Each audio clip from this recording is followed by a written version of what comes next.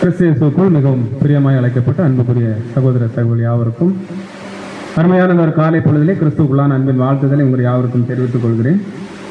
தேவனுடைய பெரிதான கிருபையினாலே இன்றும் அவருடைய மகத்துவம் உள்ள வார்த்தைகளை நாம் கேட்கும்படியாகவும் தியானிக்கும்படியாகவும் நம்முடைய பிதாவாகிய தேவன் நமக்கு கிருபை பாராட்டியிருக்கிறார். அதற்காக நம்முடைய பிதாவாகிய தேவனுக்கு இந்த வேளையிலும் கூட நாம் நன்றிகளையும் துதிகளையும் ஸ்தோத்திரங்களையும் ஏறெடுத்துக்கொண்டு நாம் இந்த பாடத்துக்குள்ளாக நாம் கடந்து செல்லலாம். ஸோ சகோதரர் அறிவித்த வண்ணமாக நாம் பார்க்க இருக்கிறதான பாடத்தினுடைய தலைப்பு ஆண்டவரே யாரிடத்தில் போவோம்ங்கிற ஒரு தலைப்பின்களாக நாம் ஒரு பாடத்தை நாம் சற்று தியானிக்கலாம். ஸோ இந்த தலைப்பின்களை நம்ம எங்கே தான் இருக்குன்னு பார்த்தீங்கன்னா, போன மாதம் நமக்கு ஒரு புக் வந்துட்டு இருக்குல்ல, என்ன புக்கு? ஏற்ற வேலை போஜனத்தில் இந்த மாதம் இல்லை, போன மாதத்துக்கு உள்ளதான புக்கில் உள்ளதான ஒரு பாடம் தான் இந்த பாடம். ஸோ படிக்கும்போது அந்த ஒரு பாடம் ஆத்ம ஜீவத்துக்கு ஏதுவாக பிரயோஜனமாக இருந்ததுனால அந்த பாடத்தை நான் என்ன பண்ணுறேன்னா, இந்த இடத்துல நான் மற்றவரோடு பகிர்ந்து கொள்ளலாங்கிற நோக்கத்தில் அந்த பாடம் என்ன பண்ணப்படுதுன்னா எடுக்கப்படுதுங்கிறது இந்த இடத்துல நான் அன்போடு தாழ்மையை தெரிவித்துக் கொள்கிறேன். இந்த ஒரு பாடத்துக்கு ஆதார வசனமாக யோவான் 6ஆம் அதிகாரம் 68ஆம் வசனம். யோவான் 6ஆம் அதிகாரம் 68வது வசனம். சீமோன் பேதுரு அவருக்கு பிரதித்திரமாக, ஆண்டவரே யாரிடத்தில் போவோம்? நித்திய ஜீவ வசனங்கள் உம்மிடத்தில் உண்டே. ஸோ இந்த ஒரு வசனம் நமக்கு நல்லாவே தெரியும். மெமரியல் பாடங்களில் கூட நம்ம இந்த வசனத்தை நிறைய என்ன பண்ணியிருப்போம்னா தியானித்திருப்போம். ஸோ இந்த வசனத்தினுடைய பேக்ரவுண்ட் என்னன்னு நமக்கு தெரியுமா? சொல்ல முடியுமா?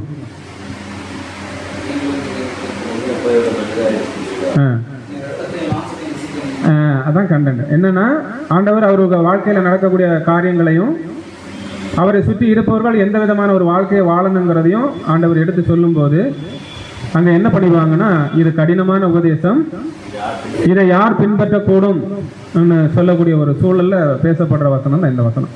அப்போ ஆண்டவர் என்ன கேட்பாருன்னா, என்ன கேட்பாரு? நீங்களும் போக மனதாக இருக்கிறீர்களான்னு கேட்கும்போது பேதுரு என்ன சொல்லுவாருன்னா, யாரிடத்தில் நாங்கள் போவோம்? நித்திய ஜீவ வசனம் உம்மிடத்தில் அல்லவா இருக்கிறதுங்கிற ஒரு வசனத்தை என்ன பண்ணுவார்னா பேதுரு பேசுவார். ஸோ அப்போ இந்த வார்த்தைக்கு வேதத்தில் எந்த அளவுக்கு ஒரு முக்கியத்துவம் இருக்குது, இந்த வார்த்தையை யாரால் முழு உள்ளத்தோடு முழு இருதயத்தோடு ஆண்டவரை நோக்கி இந்த அளவு சொல்லி கொண்டு இருக்கிறோம், சொல்லாமல் இருக்கிறோம், சொல்ல தயங்குறோங்கிற எல்லா விஷயத்தையும் குறித்து என்ன பண்ண போகிறோம்னா இந்த பாடத்தில் நம்ம என்ன பண்ணோம்னா பார்க்க போகிறோம். அப்போ சரியான நேரத்தில் அவர்கள் எதிர்பார்த்து கொண்டிருந்த மெசியா, யார் எதிர்பார்த்து கொண்டிருந்த மெசியான்னா, மொத்த இஸ்ரேல் ஜனங்கள் யாரை எதிர்பார்த்துட்டு இருந்தாங்கன்னா மெசியாவை எதிர்பார்த்துட்டு இருந்தாங்க. அப்போ ஒட்டுமொத்த இஸ்ரேல் ஜனங்களும் மெசியாவை எதிர்பார்த்து கொண்டு இருந்தாலும் கூட அவங்களால அவரை கரெக்டாக என்ன பண்ண முடியலைன்னா அடையாளம் காண முடியலை. அப்போ அடையாளம் காண முடியாமல் இருந்தாலும் கூட தேவன் என்ன பண்ணியிருந்தாருன்னா, அதுக்குன்னே ஒரு தீர்க்கதரிசி என்ன பண்ணியிருந்தாரு? எழுப்பியிருந்தார். எந்த தீர்க்கதரிசி? ஆண்டவராக இயேசு கிறிஸ்துவை குறித்து அறிவிக்கிறதுக்கு ஒரு தீர்க்கதரிசி ஏற்பட்டார். யோவான் ஸ்நானகன் என்ன பண்ணியிருந்தாருன்னா, தேவன் முன் குறித்திருந்தார். முன் குறித்திருந்தது மட்டுமல்ல, அவர் கூட தான் யார் அதிகமாக இருந்தாங்கன்னா, ஆண்டவராகி இயேசு கிறிஸ்துவனுடைய அப்போஸ்தலர்களாக தேர்ந்தெடுக்கப்பட்ட சீசர்கள் அநேகர் யாரு கூட இருந்தவங்கன்னு பார்க்குறோம்னா இந்த யோவான் ஸ்நானனு கூட தான் இருந்தவங்கிற ஒரு விஷயத்தையும் பார்க்குறோம். அதில் குறிப்பாக யார் நமக்கு அடையாளப்படுத்தப்பட்டிருக்குன்னா, யோவான் மற்றும் அந்திரேவா என்ன பண்ணப்பட்டிருக்குன்னா அடையாளப்படுத்தப்பட்டிருக்கு. அப்போ யோவான் ஸ்நானகன் சொல்லும்போது அவங்க ரெண்டு பேரும் என்ன பண்ணுறாங்கன்னா அதை கரெக்டாக என்னன்னா கேப்சர் பண்ணுறாங்க. கேப்சர் பண்ணிட்டு என்ன பண்ணுறாங்க, ஆண்டவரே நீர் எங்கே போகிறேங்கிற வார்த்தைகள் எல்லாம் ஆண்டவராக இயேசு கிறிஸ்துவிட்ட அவங்க என்ன பண்ணுவாங்கன்னா கேட்பாங்க. அப்போ ஆண்டவர் என்ன பண்ணுவாங்க, பின்னாடி வரதை பார்த்து நீங்கள் என்ன தேடுகிறீர்கள்ங்கிற விஷயத்தெல்லாம் அவங்கள்ட்ட கேட்பார். கேட்டு அவங்க கேட்குற கேள்விகளுக்கெல்லாம் அங்கே யதார்த்தமாக பதிலும் கூட சொல்வார். அப்படி சொன்னாலும் கூட இது யாருடைய வார்த்தைன்னு பார்த்தீங்கன்னா யோவான் ஸ்நானகன், இதோ உலகத்தின் பாவத்தை சுமந்து தீர்க்கிற தேவ ஆட்டுக்குட்டிங்கிற ஒரு அந்த சொல்லுக்கு இவங்க மனசுல ஆழமா பதிஞ்சனால தான் இவருக்கு பின்னாடி யார் போறாங்கன்னா யோவானும் அந்திரேயாவும் போறாங்கன்னு பார்க்குறோம். இப்படி போறது மட்டுமல்ல, இப்போ இந்த டைம் வரைக்கும் அவங்களுக்கு என்னன்னா கிறிஸ்துவின் மூலமான அழைப்பு வரல. ஆனால் இவர் போன உடனே, அந்திரேயா போன உடனே என்ன சொல்றாருன்னா, யார்கிட்ட போய் என்ன சொல்லுவார்? தன் சகோதரனாகிய பேதுருட்ட போய் என்ன சொல்லுவாருன்னா, நாங்கள் யாரை பார்த்தோம்? நாங்கள் மெசியாவை கண்டோங்கிற ஒரு அறிவிப்பை சொல்லுவாங்க. இப்போ சொல்லும்போது பேதுருக்கு அந்த காது திறக்கப்பட்டதா? இல்லை. அப்போ நல்ல ஒரு விஷயம் என்ன புரியுதுன்னா, எந்த சத்தத்துக்கு தேவனுடைய பிள்ளைகளுடைய காது திறக்கும், எந்த சத்தத்துக்கு தேவனுடைய பிள்ளையுடைய காதுகள் திறக்கப்படாதுங்கிறது தான் இந்த பாடத்தினுடைய ஒரு சாராம்சம். அன்புக்குரிய சகோதர சகோதரி, அப்பவே ஓப்பனா சொல்றாரு, நாங்கள் மெசியாவை நம்ம ஆவலோடு எதிர்பார்த்துட்டு இருந்த மெசியாவை பார்த்தோன்னு சொல்றாரு. ஆனாலும் பேதுரு அதுல என்னன்னா எந்த ஒரு விசுவாசத்துக்குள்ளேயும் அவர் என்ன பண்ணலன்னா கடந்து வரல. அப்படின்னா அன்புக்குரிய சகோதர சகோதரிகளே, இதுல அடுத்தது என்ன நடக்குன்னு நமக்கு தெரியும். ஆண்டவராய் இயேசு கிறிஸ்து நேரடியாக என்ன பண்றாரு, வாரார். அவருடைய சீசர்களை தெரிந்து கொள்ளும்படி வரும்போது அங்க சில அற்புதங்களை கூட ஆண்டவர் செஞ்சார். யார? பேதுருடைய படகுல மீன் கிடைக்கல, ராத்திரி முழுவதும் மீன் பிடிக்க போனப்பறம் அவருக்கு என்ன கிடைக்கலன்னா, மீன் கிடைக்காத பட்சத்திலும் கூட ஆண்டவராய் இயேசு கிறிஸ்து என்ன சொன்னாரு, உன் வலது பக்கத்துல வலையை போடுன்னு சொல்லும்போது வலைகள் கிளியத்தக்கதான மீன்கள் என்ன பண்ணணும் அகப்படுது. அப்ப கூட பேதுரு என்னதான் சொன்னாருன்னா, நான் பாவியான மனுஷன், என்னை மட்டும் தயவு செஞ்சு நீங்க என்ன பெறுங்க, போயிருங்க. உங்களை இது பின்பற்ற அளவுக்கெல்லாம் எனக்கு என்ன இல்லை, நான் அந்த அளவுக்கெல்லாம் ஒரு பரிசுத்தவான்லாம் கிடையாதுங்கிற ஒரு தாழ்மையை அவங்க என்ன பண்ணுவாருன்னு பார்த்தா வெளிப்படும். ஆனாலும் ஆண்டவராக இயேசு கிறிஸ்து என்ன சொல்றாருன்னா, இவங்களை மனிதர்களை பிடிக்கிறவர்கள் அல்ல, மீன்களை பிடிக்கிறவர்கள் அல்ல, மனிதர்களை பிடிக்கிறவர்களாக உங்களை மாற்றுவனுங்கிற ஒரு வார்த்தை சொன்ன உடனே எல்லா சீசன்களுமே அங்கே என்னதான் பார்க்குறோம்னா 12 பேரும் அந்த வார்த்தைகளை கேட்டு அவருக்கு பின்னாக என்ன பண்றாங்கன்னா வந்தாங்க. அப்ப இதை குறித்து நமக்கு வசனங்கள் என்ன சொல்லணும்னு பார்க்கும்போது யோவான் 10ஆம் அதிகாரம் 27ஆம் வசனம். யோவான் 10ஆம் அதிகாரம் 27வது வசனம். என் ஆடுகள் என் சத்தத்திற்கு செவி கொடுக்கிறது, நான் அவைகளை அறிந்திருக்கிறேன், அவைகள் எனக்கு பின் செல்லுகிறது. அப்போ இந்த 12 பேரும் ஆண்டவராய் இயேசு கிறிஸ்து சொன்ன உடனே அவருக்கு பின்னாடி வரதுனுடைய முக்கிய காரணம் என்னன்னா, பின்னாடி ஆண்டவராய் இயேசு கிறிஸ்து சொல்றாரு எப்படின்னா, நீங்கள் என்னை தெரிந்து கொள்ளவில்லை, நான் உங்களை என்ன பண்ணேன் தெரிந்து கொண்டேங்கிற வசனத்தெல்லாம் பிற்பாடு ஆண்டவராய் இயேசு கிறிஸ்து என்ன பண்றாருன்னா வெளிப்படுத்துறாரு. வெளிப்படுத்திட்டாலும் கூட வசனம் இவங்களை எந்த அளவுக்கு இவங்களுடைய காதுகள் திறக்கப்பட்டதுங்கிறத நமக்கு என்ன பண்ணுதுன்னா தெளிவா சில வசனங்கள் இருக்கு. அந்த வசனத்தை கூட நம்ம பார்க்கலாம். மத்தேயு 4ஆம் அதிகாரம் 18, 19, 20. மத்தேயு 4ஆம் அதிகாரம் 18வது வசனம் முதல். இயேசு கலிலேயா கடலோரமாய் நடந்து போகையில் மீன் பிடிக்கிறவர்களாய் இருந்த 2 சகோதரராகிய பேதுரு எனப்பட்ட சீமோனும் அவன் சகோதரன் அந்திரேயாவும் கடலில் வலை போட்டு கொண்டிருக்கிற போது அவர்களை கண்டு, என் பின்னே வாருங்கள், உங்களை மனுஷரை பிடிக்கிறவர்களாக்குவேன் என்றார். உடனே அவர்கள் வலைகளை விட்டு அவருக்கு பின் சென்றார்கள். அப்போ இங்க எந்த ஒரு மறுப்பு என்ன பண்ணலன்னா தெரிவிக்கல, எந்த ஒரு கேள்வியும் கேட்கல, எதுவுமே பண்ணல. ஆனா என்ன நோக்கத்திற்காக ஆண்டவராய் இயேசு கிறிஸ்து இந்த பூமிக்கு வந்தாரோ அந்த நோக்கத்தை யார் மூலமா தேவ சித்தம் நிறைவேற, தேவ வார்த்தைகள் எடுத்துரைக்க தகுதியானவர்களாக தேவன் முன்குறித்த ஜனங்கள்ல 12 பேர் என்ன பண்றாங்கன்னா, அவர் சொன்ன உடனே அவருக்கு பின்னாடி என்ன பண்றாங்கன்னா போறாங்க. அதான் லாஸ்ட் வசனம் பார்க்கும்போது உடனே அவர்கள் வலைகளை விட்டு அவருக்கு பின் சென்றார். இவர்கள் மட்டுமல்ல, இதுக்கு பிற்பாடு தேர்ந்தெடுக்கக்கூடிய 12 பேருமே அந்த ரீதியில தான் ஆண்டவராய் இயேசு கிறிஸ்து என்ன பண்றாங்கன்னா பின்பற்றாங்கன்னு பார்க்குறோம். இப்போ நம்ம எந்த ஒரு ஆழமான ஒரு ரீதியில நம்ம இந்த விஷயங்களை நம்ம கவனிக்கலாம்னு அன்புக்குரிய சகோதர சகோதரிகளே, எல்லாருக்கும் இந்த வார்த்தைகளே கிறிஸ்துவின் வார்த்தைகளா இருக்கட்டும், இல்ல கிறிஸ்துவனுடைய போதனைகளா இருக்கட்டும், இல்லைன்னா அப்போஸ்தலருடைய வார்த்தைகளா இருக்கட்டும், இன்னைக்கு கேட்ட உடனே அந்த காதுகள் அதை ஏற்றுக்கொள்ளுதான்னு கேட்டால் நம்முடைய பதில் என்னன்னா கண்டிப்பா கிடையாது. அப்ப அன்னைக்கு ஆண்டவராய் இயேசு கிறிஸ்து அவங்கள கூப்பிட்ட உடனே அவருக்கு பின்னாடி ஏன் செல்றாங்கன்னா, அதை நான் பார்த்தேன் இல்லையா, நீங்கள் என்னை அறிந்து கொள்ளவில்லை, நான் உங்களை தெரிந்து கொண்டேன் என்கிற வசனம் எந்த அடிப்படையில் சொல்றாருன்னா, நீங்க என்ன பண்ணப்பட்டவர்கள், முன்குறிக்கப்பட்டவர்கள். அப்போ அப்போஸ்தலர்கள் வந்து பாத்தீங்கன்னா தேவர் ஊழியம் செய்வதற்கென்றே பிரித்தெடுக்கப்பட்ட அந்த ஒரு 12 பேர்களாக அங்க என்ன பண்ணப்பட்டதுன்னா நம்ம பார்க்கிறோம். இப்போ பிரதர் இந்த பாடத்துல என்ன கொடுக்குறாருன்னா, இதை வாசிங்க சிஸ்டர். மனுக்குலத்தில் இன்பம், ஐஸ்வர்யம், ஞானம் ஆகியவற்றின் மேல் உள்ள நாட்டத்தில் பின்தொடர அழைக்கின்ற ஏராளமான குரல்கள் உலகத்தில் உள்ளன. மேலும் பல்வேறு தூண்டுதல்கள் முன்வைக்கப்படுகின்றன. மேலும் வாலிபர்களுக்கும் அனுபவமற்றவர்களுக்கும் பற்பல கவர்ச்சிகளின் மயக்கமானது மிகவும் பெரிதாக இருக்கிறது. ஆனால் இந்த மயக்குகிற சைரன் சத்தங்களானது மறைத்திருக்கும் பாறைகள் மற்றும் மேடுகளின் மேல் மோத செய்து கப்பர் தேசத்திற்கே நம்மை வழிநடத்தி செல்லும் என்றும், மின்னுவதெல்லாம் பொன்னல்ல என்று அனுபவமானது நம்ம அநேகருக்கு கற்பித்துள்ளது. அப்போ இங்க என்ன நம்முடைய அந்த பாடத்தை எடுத்துட்டு சகோதரர் என்ன சொல்ல வாராருன்னா, அன்புக்குரியவர்களே, இந்த உலகத்துல அநேக சத்தங்கள் என்ன பண்ணப்படுது, பிரதிபலிச்சுட்டே இருக்குது தற்காலத்துல. ஆனா பிரதிபலிக்கக்கூடிய அந்த சத்தங்கள் வந்து ஒவ்வொருவருக்கும் ஒவ்வொரு வகை உடையதாக அந்த சத்தம் என்னன்னா அவங்க காதுக்கு அது போயிட்டு இருக்கு.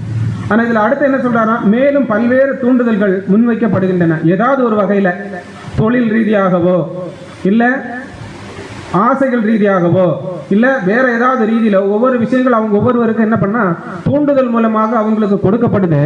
அப்படி கொடுக்கப்பட்டதாலும் கூட அதாவது பற்பல கவர்ச்சிகளின் மயக்கமானது மிகவும் பெரிதாக இருக்கிறது. அதாவது இந்த உலகத்துல தற்போது வரக்கூடிய அந்த சத்தங்கள் உலகத்திற்குள்ளான கவர்ச்சிகரமான செயல்களுக்கு தான் அது என்னதுன்னா முன் உதாரணமா இருக்குன்னு என்ன பண்றாருன்னா கொடுக்குறாரு. அடுத்து என்ன கொடுக்குறாருன்னா இந்த மயக்கின்ற சைரன் சத்தங்களானது மறைந்திருக்கும் பாறையை கூட என்ன ஆகும் கீறி அதுக்குள்ளாக கூட அந்த சவுண்டு போகத்தக்கதான கவர்ச்சிகரமான அந்த சத்தங்களாக இருக்குங்கிறத பார்க்குறோம். அடுத்து என்ன ஒரு விஷயம் முக்கியமான விஷயத்தை இந்த பாடத்தில் சொல்றாருன்னா மேடுகளின் மேல் மோத செய்து கப்பர் செய்ததற்கே நம்மை வழிநடத்தி செல்லும் என்றும் மின்னுவதெல்லாம் பொன்னல்ல என்றும் அனுபவமானது நம்மில் அநேகருக்கு கற்பித்துள்ளது. இன்னைக்கு உதாரணத்துக்கு இந்த உண்மையான சத்தியத்தின் அடிப்படையில் உள்ளே வந்துட்டாலும் கூட எல்லாரும் ஏற்றுக்கொண்டு இங்க வந்துட்டாலும் கூட இங்க வந்தவர்கள் எல்லாம் யார்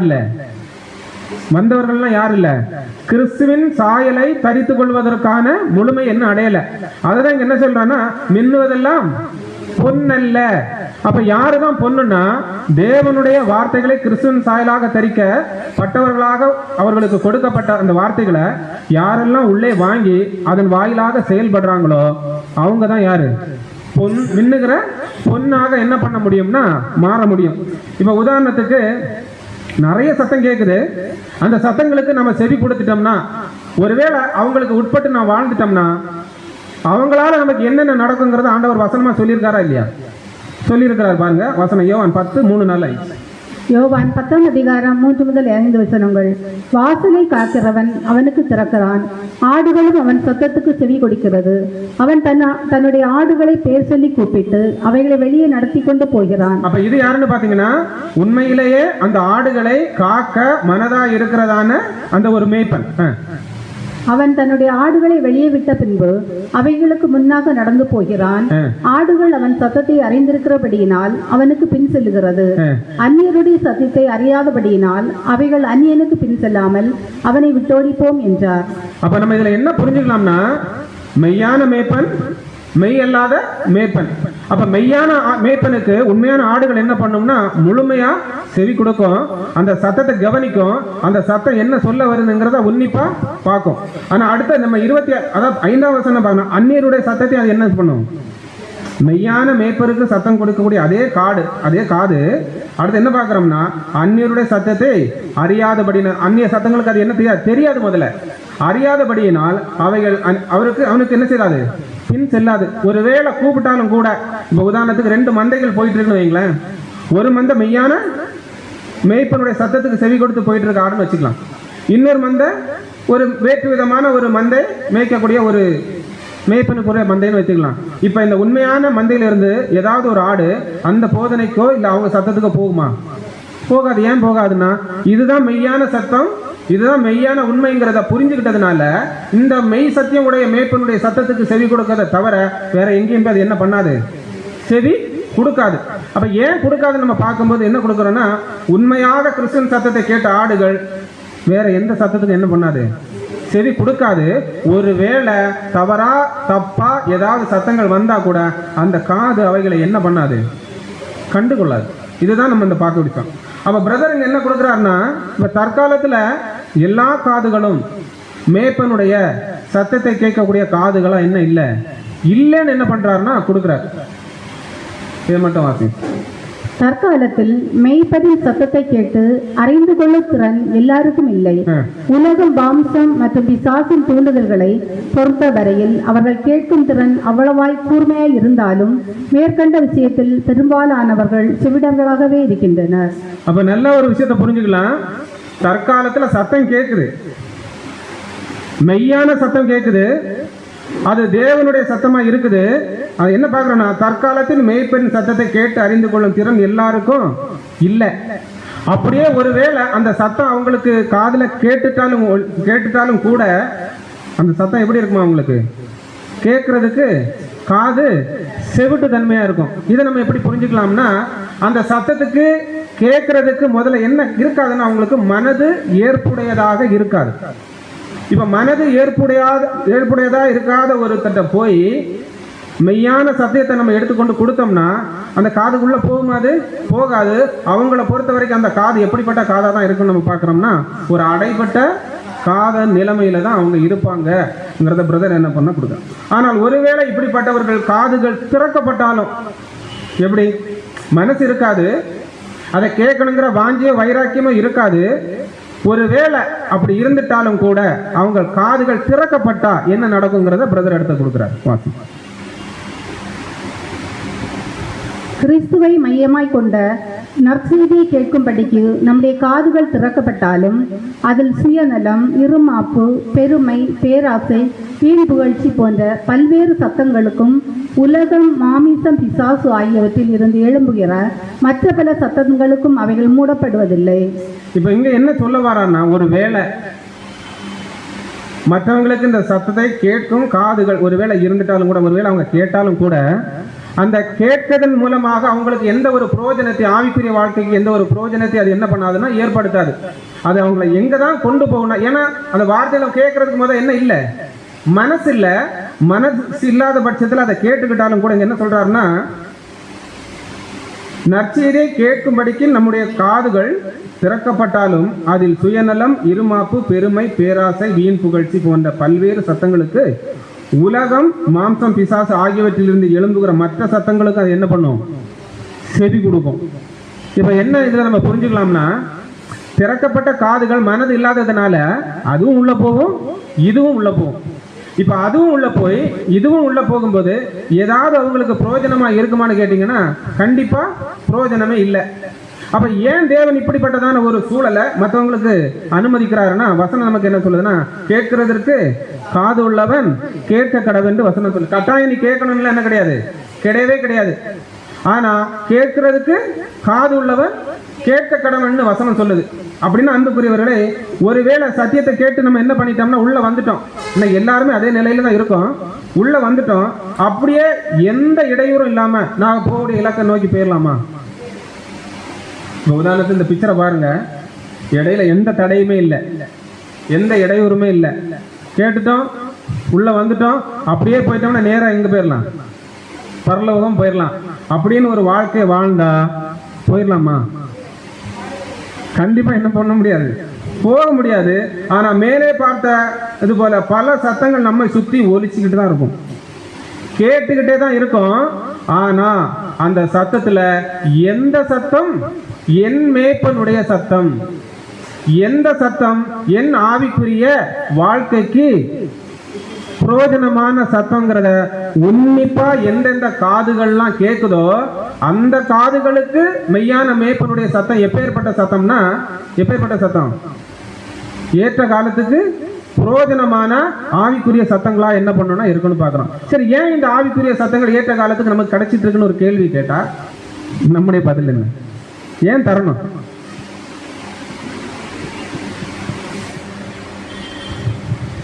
ஏன் தரணும்னா, இப்போ உதாரணத்துக்கு நம்ம உலகத்துல எந்த ஒரு ரீதியான ஒரு விஷயத்தை நம்ம அடைய நினைஞ்சாலும் உடனே அடைய முடியுமானா கிடையாது. அதுக்கு சில தடைகள், சில தடுக்கல்கள் என்ன பண்ணா ஏற்படும். அப்படி ஏற்படும் போது அதை நம்ம கடந்து போகணும், சில அனுபவங்கள் தேவை. அப்படி கடந்து போகிறதுக்கு ஏற்படக்கூடிய அந்த ஒரு தடங்கல்கள் நம்ம தப்பித்துக் கொள்வதற்கு தான் என்ன கொடுக்கப்படுதுன்னா, என்ன கொடுக்கப்படுது, ஏற்ற கால போஜனமான சத்தியங்கள் நமக்கு கொடுக்கப்படுது. ஒருவேளை ஏற்ற காலமான இந்த போஜன சத்தியங்கள் நமக்கு கொடுக்கப்படலைன்னா, அன்புக்குரிய சகோதர சகோதரி, என்ன ஒரு விஷயத்தை நம்ம தெளிவா புரிஞ்சுக்கலாம்னா, கேட்கிற காது நமக்கு முதல்ல இருக்காது. அப்படி கேட்கிற காது நமக்கு இல்லைன்னா என்ன நடக்கும்னு பிரதர் சொல்றார். வாசி. மேலும் நம்மை தமது ஆடுகளாக ஏற்றுக்கொண்ட பின்பும் மேய்ப்பனின் சத்தமாகிய சத்தியத்தின் சத்தத்தை கற்றுக்கொள்ள சில வாய்ப்புகளை அளித்த பின்பும் நாம் நமது மேய்ப்பரையும் அவரது அடிச்சுடுகளை பின்பற்றுவதை விட்டு விலகும்படி அழைக்கின்ற பல்வேறு சத்தங்களை கேட்கும்படிக்கு அவருடைய சித்தத்துடனும் நோக்கத்துடனும் நாம் அனுமதிக்கப்படுகிறோம் என்பது போல் தெரிகிறது. அப்போ நம்ம கேட்கிற சத்தியங்கள், நம்ம பெற்றுக்கொள்ளுகிற சத்தியங்கள் எதுக்கு கொடுக்கப்படுதுன்னா அனுமதிக்கப்படுதான். ஏன் அனுமதிக்கப்படுதுன்னா சோதனைக்கு. அப்ப சோதனைங்கிற ஒரு விஷயத்தை நம்ம வாழ்க்கையில அனுமதிக்கப்படணும்னா ஏற்ற கால அதாவது சோதனைங்கிற ஒரு விஷயம் நம்முடைய வாழ்க்கையில நம்ம அபியாசப்படுத்தி அதுல ஜெயிக்கணும்னா ஏற்ற காலத்துல தரப்படுகிறதான ஏற்ற கால சத்தியங்களை நாம அறிந்து கொள்வது ரொம்ப ரொம்ப அவசியம். அப்ப ஏற்ற காலத்துல நம்ம சோதனையில தப்பித்துக் கொள்வதற்கு நமக்கு சோதனைகள் அவசியம்னா அந்த சோதனைகள் இருந்து தப்பிக்கிறதுக்கு நமக்கு என்ன அவசியம்? சத்தியம் பிளஸ் காது. சத்தியம் பரிமாறப்பட்டு தான் இருக்கும், அதுல எந்த மாற்று கருத்தும் கிடையாது. அது காலத்துக்கு ஏற்ற மாதிரி வெளிப்பட்டு தான் இருக்கும், அதுல எந்த மாற்று கருத்தும் கிடையாது. ஆனா காது இல்லைன்னா சத்தியம் எங்க ஆகாது, நமக்குள்ள போகாது. அப்படி போகலன்னா தேவன் அனுமதிக்கிற நம்முடைய வாழ்க்கையில சில விஷயங்கள்ல இருந்து நம்மை நாமே பாதுகாத்து கொள்ள முடியாது அன்புக்குரிய சகோதரர்கள்.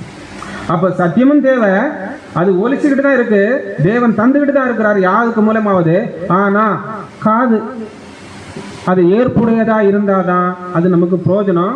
அப்படி பிரயோஜனமா இருந்தாதான் நம்முடைய வாழ்க்கையில அனுமதிக்கப்படுற சோதனைகள்ல இருந்து நம்ம என்ன பண்ண முடியும்? தப்பித்துக் கொள்ள முடியும். அப்படி சோதனைகள்ல இருந்து நம்ம தப்பித்துக் கொள்ள முடியாத பட்சத்துல என்ன ஆகலைன்னா கேட்கும் காது இல்லை, கேட்கும் காது இல்லாததுனால ஏற்ற வேலை சத்தியங்கள் நமக்குள்ள போகல. அப்படி போகலன்னா அன்புக்குரியவர்களே எந்த ஒரு பிரயோஜனமும் நம்முடைய ஆவிக்குரிய வாழ்க்கையில அடுத்த கட்டத்துக்கு ஏற்படுத்த போறதும் இல்லை. அப்போ இந்த வசனம் நமக்கு என்ன சொல்லுதுன்னா, ஆண்டவராய் இயேசு கிறிஸ்துவுக்கு முன்னாடி பழைய ஏற்பாட்டு காலத்துல மோசே இஸ்ரேல் ஜனங்களை பார்த்து ஒரு விஷயம் சொல்லுவார். என்னெல்லாமோ சொல்லி பார்க்குறாரு, தேவன் கொடுக்குற கட்டளைகள்லாம் வெளிப்படுத்தி பார்க்குறாரு, எதுவுமே அவங்க கேட்டபடியே இல்லை. அப்ப யதார்த்தமா இருக்கக்கூடிய ஒரு சூழல்ல மோசே சொல்றாரு, உங்களுக்குள்ளே இருந்து தேவன் என்ன பண்ண போறாரு? ஒரு பெரிய தீர்க்கதரிசி என்ன பண்ணுவாரு? எழுப்புவார். நீங்க அவருடைய சத்தத்துக்கு என்ன பண்ணணும்? செவி கொடுக்கணும். அப்படி செவி கொடுக்கலன்னா உங்களை ஜனத்தில் இராதபடிக்கு. இதை யார் சொல்றாருன்னா மோசே சொல்றார். அப்படியே மோசே சொல்ற விஷயத்தை யார் சொல்றாருன்னா அப்போஸ்தலனாகிய பேதுருங்க என்ன பண்றாருன்னா கொடுக்குறாரு.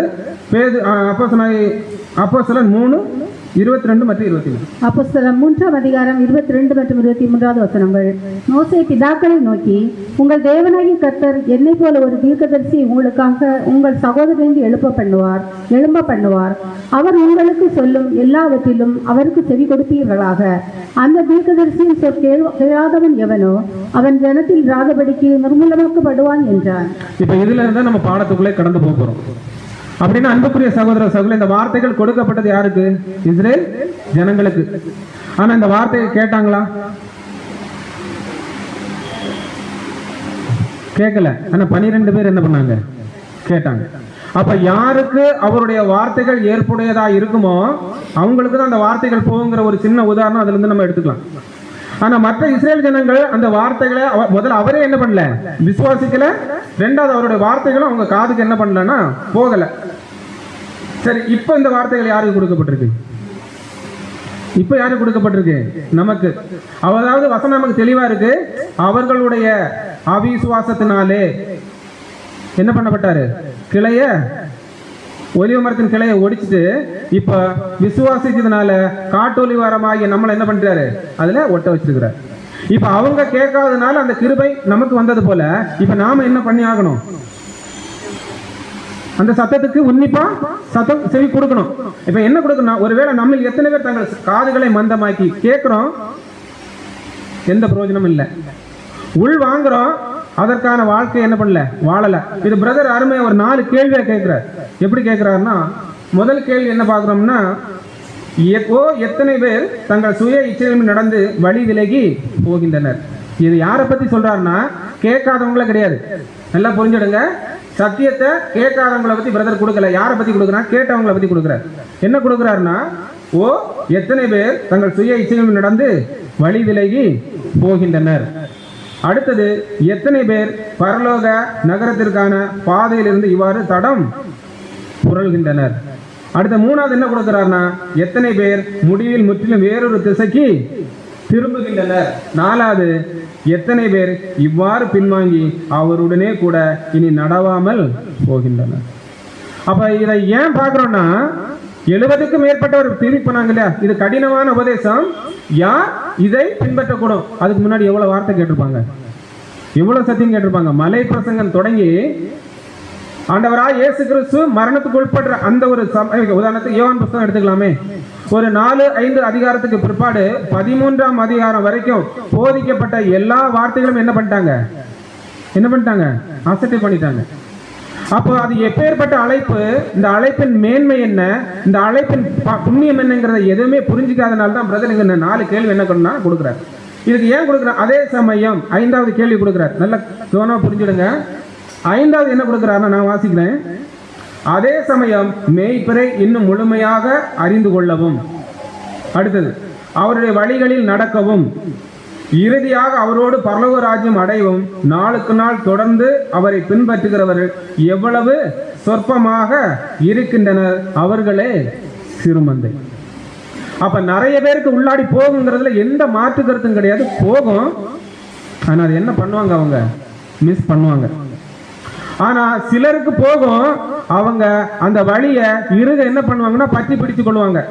அப்படி பற்றி பிடிச்சு கொள்ளக்கூடிய காரணம் என்னம்னா, அந்த போதகருடைய உபதேசத்தினுடைய ஈர்ப்பு சரியா காதோடு போய் இருதயத்தில் ஆட்கொண்டதுனால அந்த வழியிலிருந்து அவங்களால என்ன பண்ண முடியாது, பின்மாறவே முடியாது. அவங்க தான் யாருன்னு கொடுக்குறாருன்னா, ஒரு சிறு மந்தை. அப்ப அவர்கள் தான் ஒரு சிறுமந்தை. அந்த சிறுமந்தையிலிருந்து ஒருவர் பேசின வார்த்தை தான் எந்த வார்த்தைன்னு பார்க்கணும்னா, நித்திய ஜீவ வசனம் உம்மிடத்தில் உண்டே, நாங்கள் யாரிடத்தில் போவோம்னு அப்போஸ்தலனாகிய பேதுரு பசன இந்த வார்த்தை தான் நம்ம இங்க பார்க்கிறோம். அப்ப இங்க நம்ம என்ன ஒரு விஷயத்தை நம்ம புரிஞ்சுக்கலாம்னா, இது கடினமான உபதேசம். இதை யார் என்ன இதை பின்பற்றக்கூடாதுன்னு போனாங்கன்னா, எதன் அடிப்படையில் போயிட்டாங்கன்னா, அந்த அழைப்பையே உதாசீனப்படுத்திட்டு என்ன பண்ணிட்டாங்க, போயிட்டாங்க. ஆனா பிற்பாடு அந்த 70க்கும் மேற்பட்டவர்கள் ஏத்துக்கிட்டாங்களா ஏத்துக்கலையான்னு நமக்கு தெரியாது. ஆனா பெந்தேகோஸ்தே நாள்ல அங்க எத்தனை பேர் இருந்தா நம்ம ரெக்கார்ட் பண்ணப்பட்டிருக்குன்னா 120 பேர் இருந்தாங்கன்னு என்ன பண்ண ரெக்கார்ட் பண்ணப்பட்டிருக்கு. ஆனா பின்மாறி போனவங்க எல்லாரும் திரும்பவும் வந்தாங்களாங்கிறது நமக்கு என்ன பண்ணப்படல, ஊர்ஜிதப்படுத்தப்படல. அப்படின்னா அன்புக்குரிய சகோதர சகோதரே, கடினமான உபதேசம் என்று இதை நம்ம இன்னைக்கு சொல்லலாமா? நம்ம கேட்கிற பாடங்கள், தியானிக்கிற சத்தியங்களை நம்ம காதுக்கு தேவன் தர்றாருன்னா அது நம்முடைய ஆவிக்குரிய வாழ்க்கைக்கு பிரயோஜனமானதா இல்லையா? அது எந்த வகையிலேயாவது பிரயோஜனம் இல்லாததாக இருக்க வாய்ப்பு இருக்கா? கிடையவே கிடையாது. அப்படி ஒருவேளை பிரயோஜனமான அந்த வார்த்தைகளை இது கடினமான உபதேசம்னு யாராவது நம்ம சொன்னோம்னா எப்படி இருக்கும்? சொல்லணும்னு இல்லை, அந்த வார்த்தைகளை உள்ள கொண்டு போகாட்டாலே அந்த வார்த்தைக்கு அந்த அந்த ஒரு செயல்பாடுக்கு அதுதான் அர்த்தம். அப்ப இங்க நம்ம என்ன பார்க்கிறோம்னா, தெளிவா சொல்றாரு, அநேகர் வந்துட்டாலும் கூட, அநேகர் இதை கேட்டுட்டாலும் கூட என் பிதாவின் சித்தம்னு ஒண்ணு இருக்கு. வசனம் பார்க்கிறோம் இல்லையா? வசனம் வாசிங்க. யோவான் 6:65. யோவான் 6ஆம் அதிகாரம் 65 மற்றும் 66 வசனங்கள். ஒருவன் என் பிதாவின் அருளை பெறாவிட்டால் என்னிடத்திற்கு வரமாட்டான் என்று இது நிமித்தமே உங்களுக்கு சொன்னேன் என்றார். அது முதல் அவருடைய சீசரில் அநேகர் அவருடனே கூட நடவாமல் பின்வாங்கி போனார்கள். இந்த கண்டென்ட் பத்தி தான் நம்ம பார்த்துக்கிட்டே இருக்கிறோம். அப்ப அங்க அவங்க பின்மாறி போன உடனே இயேசு கிறிஸ்து தெளிவா சொல்றாரு, அவங்க யார் மூலம் அழைக்கப்பட்டவங்க கிடையாது, என் பிதாவின் சித்தத்தின்படி அழைக்கப்பட்டவங்க அவங்க கிடையாது. அப்படி ஒருவேளை என் பிதாவின் சித்தத்தின்படி அவங்க அழைக்கப்பட்டிருந்தாங்களானால் என்னை விட்டு அவங்க என்ன பண்ண மாட்டாங்க, போக மாட்டாங்க.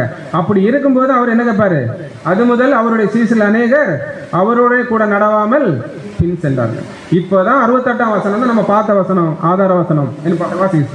யோவான் 6ஆம் அதிகாரம் 68வது வசனம். சீமோன் பேதுரு அவருக்கு பிரதித்திரமாக, ஆண்டவரே, யாரிடத்தில் போவோம்? நித்திய ஜீவ வசனங்கள் உம்மிடத்தில் உண்டே.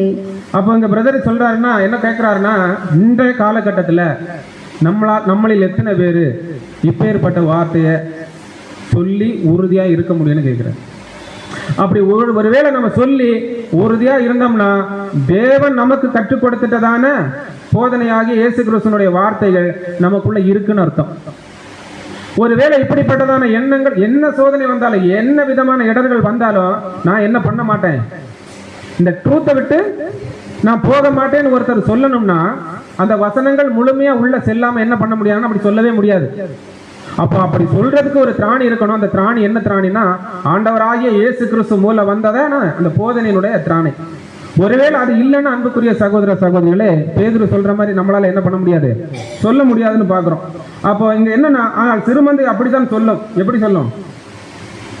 நான் வாழ்ந்தாலும் சரி செத்தாலும். பேதுரு சொன்னார்ல, இவங்க எல்லாரும் இடறி போனாலும் நான் என்ன பண்ண மாட்டேன், போக மாட்டேன். அந்த வார்த்தை உண்மை. ஆனா அவர் 2வது மறுதளிச்சாரு எடுத்தார், அது வேற.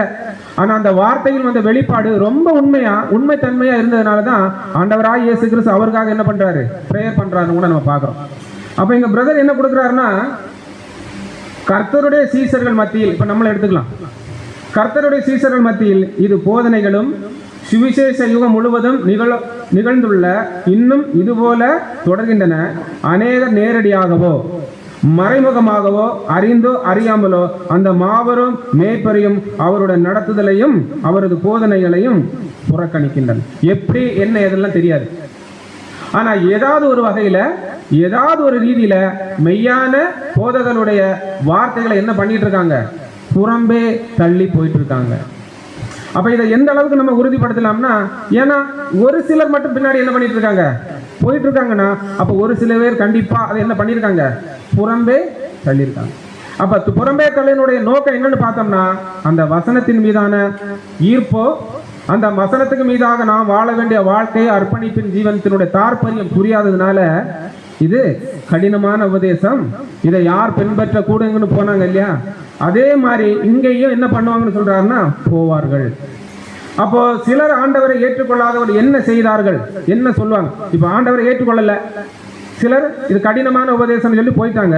ஆனா ஆண்டவரை ஏற்றுக்கொள்ளாதவர்கள் அந்த கூட்டத்தில் இருந்தாங்க இல்லையா, அவங்க ஒரு மாதிரியா பேசுறாங்க. அதான் என்னன்னு பார்க்கும்போது வாசி. சிலர் இவன் பிசாசு பிடித்தவன், பைத்தியக்காரன், ஏன் இவனுக்கு செவி கொடுக்கின்றீர்கள் என்று பிரதான ஆசாரியரும் வேதபாரர்களும் பரிசேயர்களும் சொன்னதினால் அவ்வாறு செய்தனர்.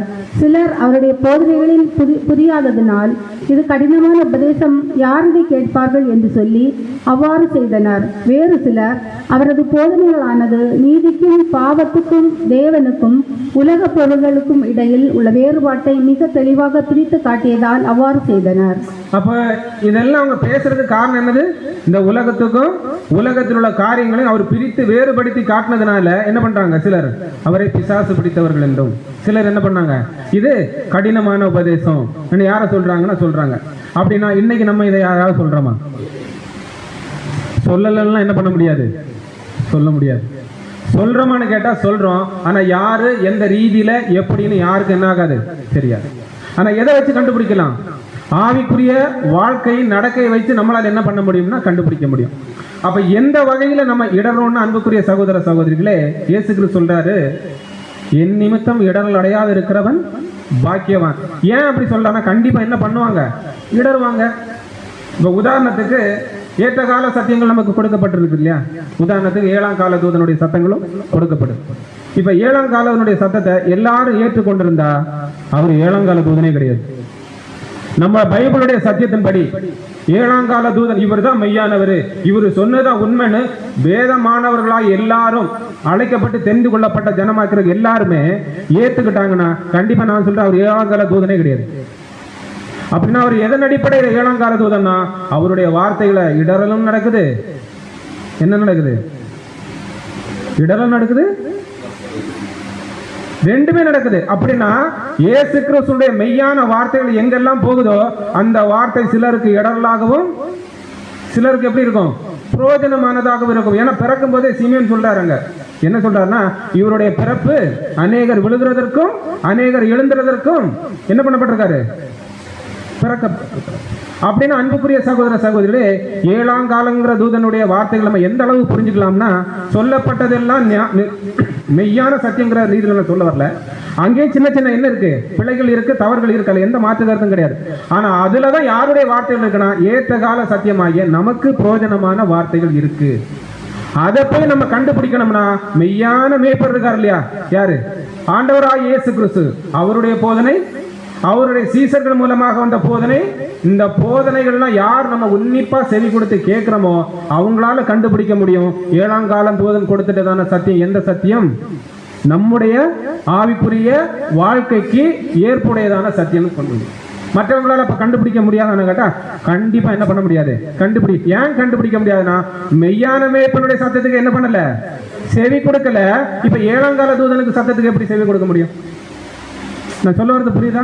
அப்ப எந்த இடத்துக்கு முதல் நம்ம செவிகளை கொடுக்கணுமோ அந்த இடத்துக்கு நம்முடைய காதுகள் அர்ப்பணிக்கப்பட்டு அந்த வார்த்தைகள் இருதயத்துக்கு வந்தாதான் நமக்கு தேவன் ஏற்படுத்துறதான ஏற்றகால போஜனங்கள், ஏற்றகால சத்தியங்கள் சரியா தவறா, அதை நம்ம ஏற்றுக்கொள்ளலாமா ஏற்றுக்கொள்ள கூடாதாங்கிற ரீதியில நமக்கு அது புரியும். அப்ப மெய்யான மேய்ப்பனுடைய சத்தியத்தை நம்ம கேட்கலன்னா அன்புக்குரிய சகோதர சகோதரிகளே, ஏற்றகால சத்தியங்கள் கண்டிப்பா அது எப்படிதான் இருக்கும், ஏற்றுக்கொள்ளப்பட முடியாததாக இருக்கும். அப்ப என்ன ஒரு விஷயத்தை நம்ம தெளிவா புரிஞ்சுக்கலாம்னா, இப்ப நம்ம தெளிவா நடக்கிறது இல்லையா, உண்மையான சத்தியம் சொல்றோம், வேத மாணவர்கள் உண்மையான சத்தியம் சொல்றோம்னு வச்சுக்கோங்க. இந்த சத்தியத்தை எல்லாரும் ஏத்துக்கிட்டாங்களா? ஏன் ஏத்துக்கிடல? ஏன் ஏத்துக்கிடல? ஏன்னா பகுத்தறியத்தக்கதான திராணி இன்னும் இல்ல. வசனம் தெளிவா இருக்கு. எபிரேயர் 5ஆம் அதிகாரத்துல தெளிவா சொல்றாரு, நீங்கள் குழந்தைகளா இருக்கிறபடியினாலே நீதியின் வசனத்தினால பழக்கம் இல்லாததுனால உங்களால் என்ன பண்ண, நன்மை தீமை அறியத்தக்கதான காரியங்களை உங்களால் என்ன பண்ண முடியல, சிந்திக்க முடியல. காரணம் என்னன்னா, மெய்யான மேய்ப்பனுடைய வார்த்தைகள் அதிகமா என்ன பண்ணல, உள்ள போகல. அப்படி உள்ள போகாததுனால நம்ம சொல்ற விஷயங்களை ஏற்றுக்கொள்ள முடியல. அப்படி ஏற்றுக்கொள்ள முடியலன்னா நமக்கு என்ன வரும்? சத்தியத்தை தான் சொல்லுவோம், நீதியை தான் எடுத்து உரைப்போம், அதுல எந்த மாற்று கருத்தும் கிடையாது. நீதியை தான் எடுத்து உரைப்போம், ஆனா அந்த வார்த்தைகள் என்ன பண்ணப்படாது, ஏற்றுக்கொள்ளப்படாது. ஏன் ஏற்றுக்கொள்ளப்படாதுன்னா, அது அவர்களுக்கு அப்பிரோஜனமான வார்த்தைகள். அந்த வார்த்தைகள் அவர்களுக்கு எந்த வகையில் என்ன இருக்காது, பிரயோஜனம் இருக்காது. அதுக்கு அந்த காதுகள் தயாராகவே இருக்காது, அந்த காதுகள் அர்ப்பணிக்காது அந்த வார்த்தைகளுக்கு. அப்படின்னு அன்புக்குரிய சகோதர சகோதரர்களே, இதை நம்ம எந்த அளவுக்கு புரிஞ்சுக்கலாம்னா, நீதிக்கும் பாவத்துக்கும் உள்ள வித்தியாசத்தை நம்மளால கண்டுபிடிக்க முடியலன்னா, நீதிக்கும் பாவத்துக்கும் உள்ள வித்தியாசத்தை நம்மளால கண்டுபிடிக்க முடியலன்னா, ஒலிக்கிற வார்த்தைகள் ஏற்றகால சத்தியங்கள எது சரி எது தப்புன்னு நம்மளால கணிக்க முடியாது. அப்ப நீதிக்கும் அநீதிக்கும் வித்தியாசம் கண்டுபிடிக்கிறது தான் நமக்கு தற்கால நம்முடைய வாழ்க்கை. உதாரணத்தை சொல்வார்ல ஒரு இடத்துல, பரிசேயர் வேதபாரர்களுடைய நீதியிலும் உங்கள் நீதி அதிகமா இராவிட்டால் நீங்க எங்க போக முடியாது, பரலோக ராஜ்யம் போக முடியாதுன்னு யார் சொல்றாருன்னா, ஆண்டவராகிய இயேசு கிறிஸ்து. ஏன் சொல்றாரு? அப்ப நீதிங்கிற ஒரு வாழ்க்கை முறை, அது சரியா தப்பாங்கிற பகுத்தறிவு நமக்கு இல்லைன்னா எவ்வளவு வார்த்தைகள் போச்சு. பார்த்தோம்ல, ஒரு பாயிண்ட் பார்த்தோம்ல, ஒருவேளை அவங்களுக்கு திராணி இருக்காது, காது கேட்காது, ஒருவேளை அந்த காதுகள் திறக்கப்பட்டாலும் ஒழிய அது எதை சார்ந்துதான் போயிட்டு இருக்குன்னா, எது சுயநலம், அடுத்தது சுயநலம், போட்டி, பொறாமைங்கிற காரியங்களை சுத்தியே என்ன ஆயிட்டு இருக்காது, போயிட்டு இருக்கோம். அதனால அவங்களுக்கு எந்த பிரயோஜனமும் இருக்காங்கிறது ஒரு பாயிண்ட் பார்த்தோம் இல்லையா, அதை தான் நம்ம இங்கேயும் பார்க்கிறோம். நீதியை எடுத்து சொல்லும்போது என்ன பண்ணப்படுவோம்னா, பகைக்கப்படுவோம்.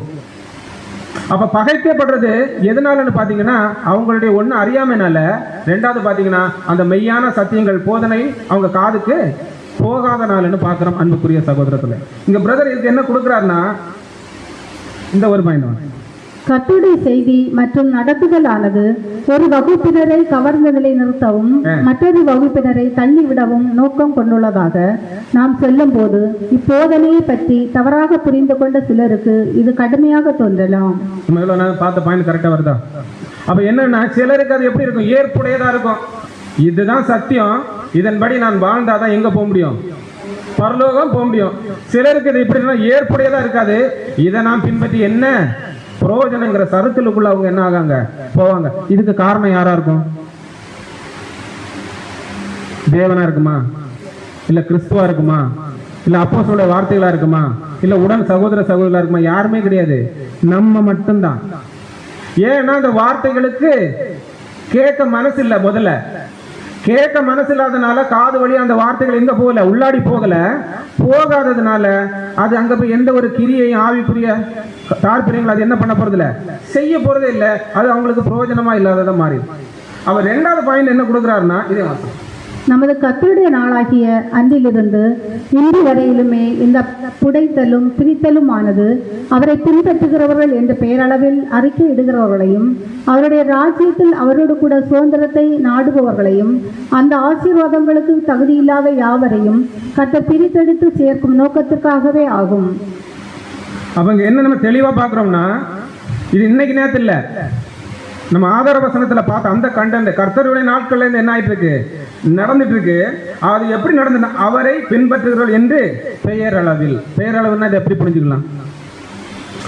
ஒரு வைராக்கியமோ ஒரு வாஞ்சையோ எதுவுமே என்ன ஆகாது, இருக்காது.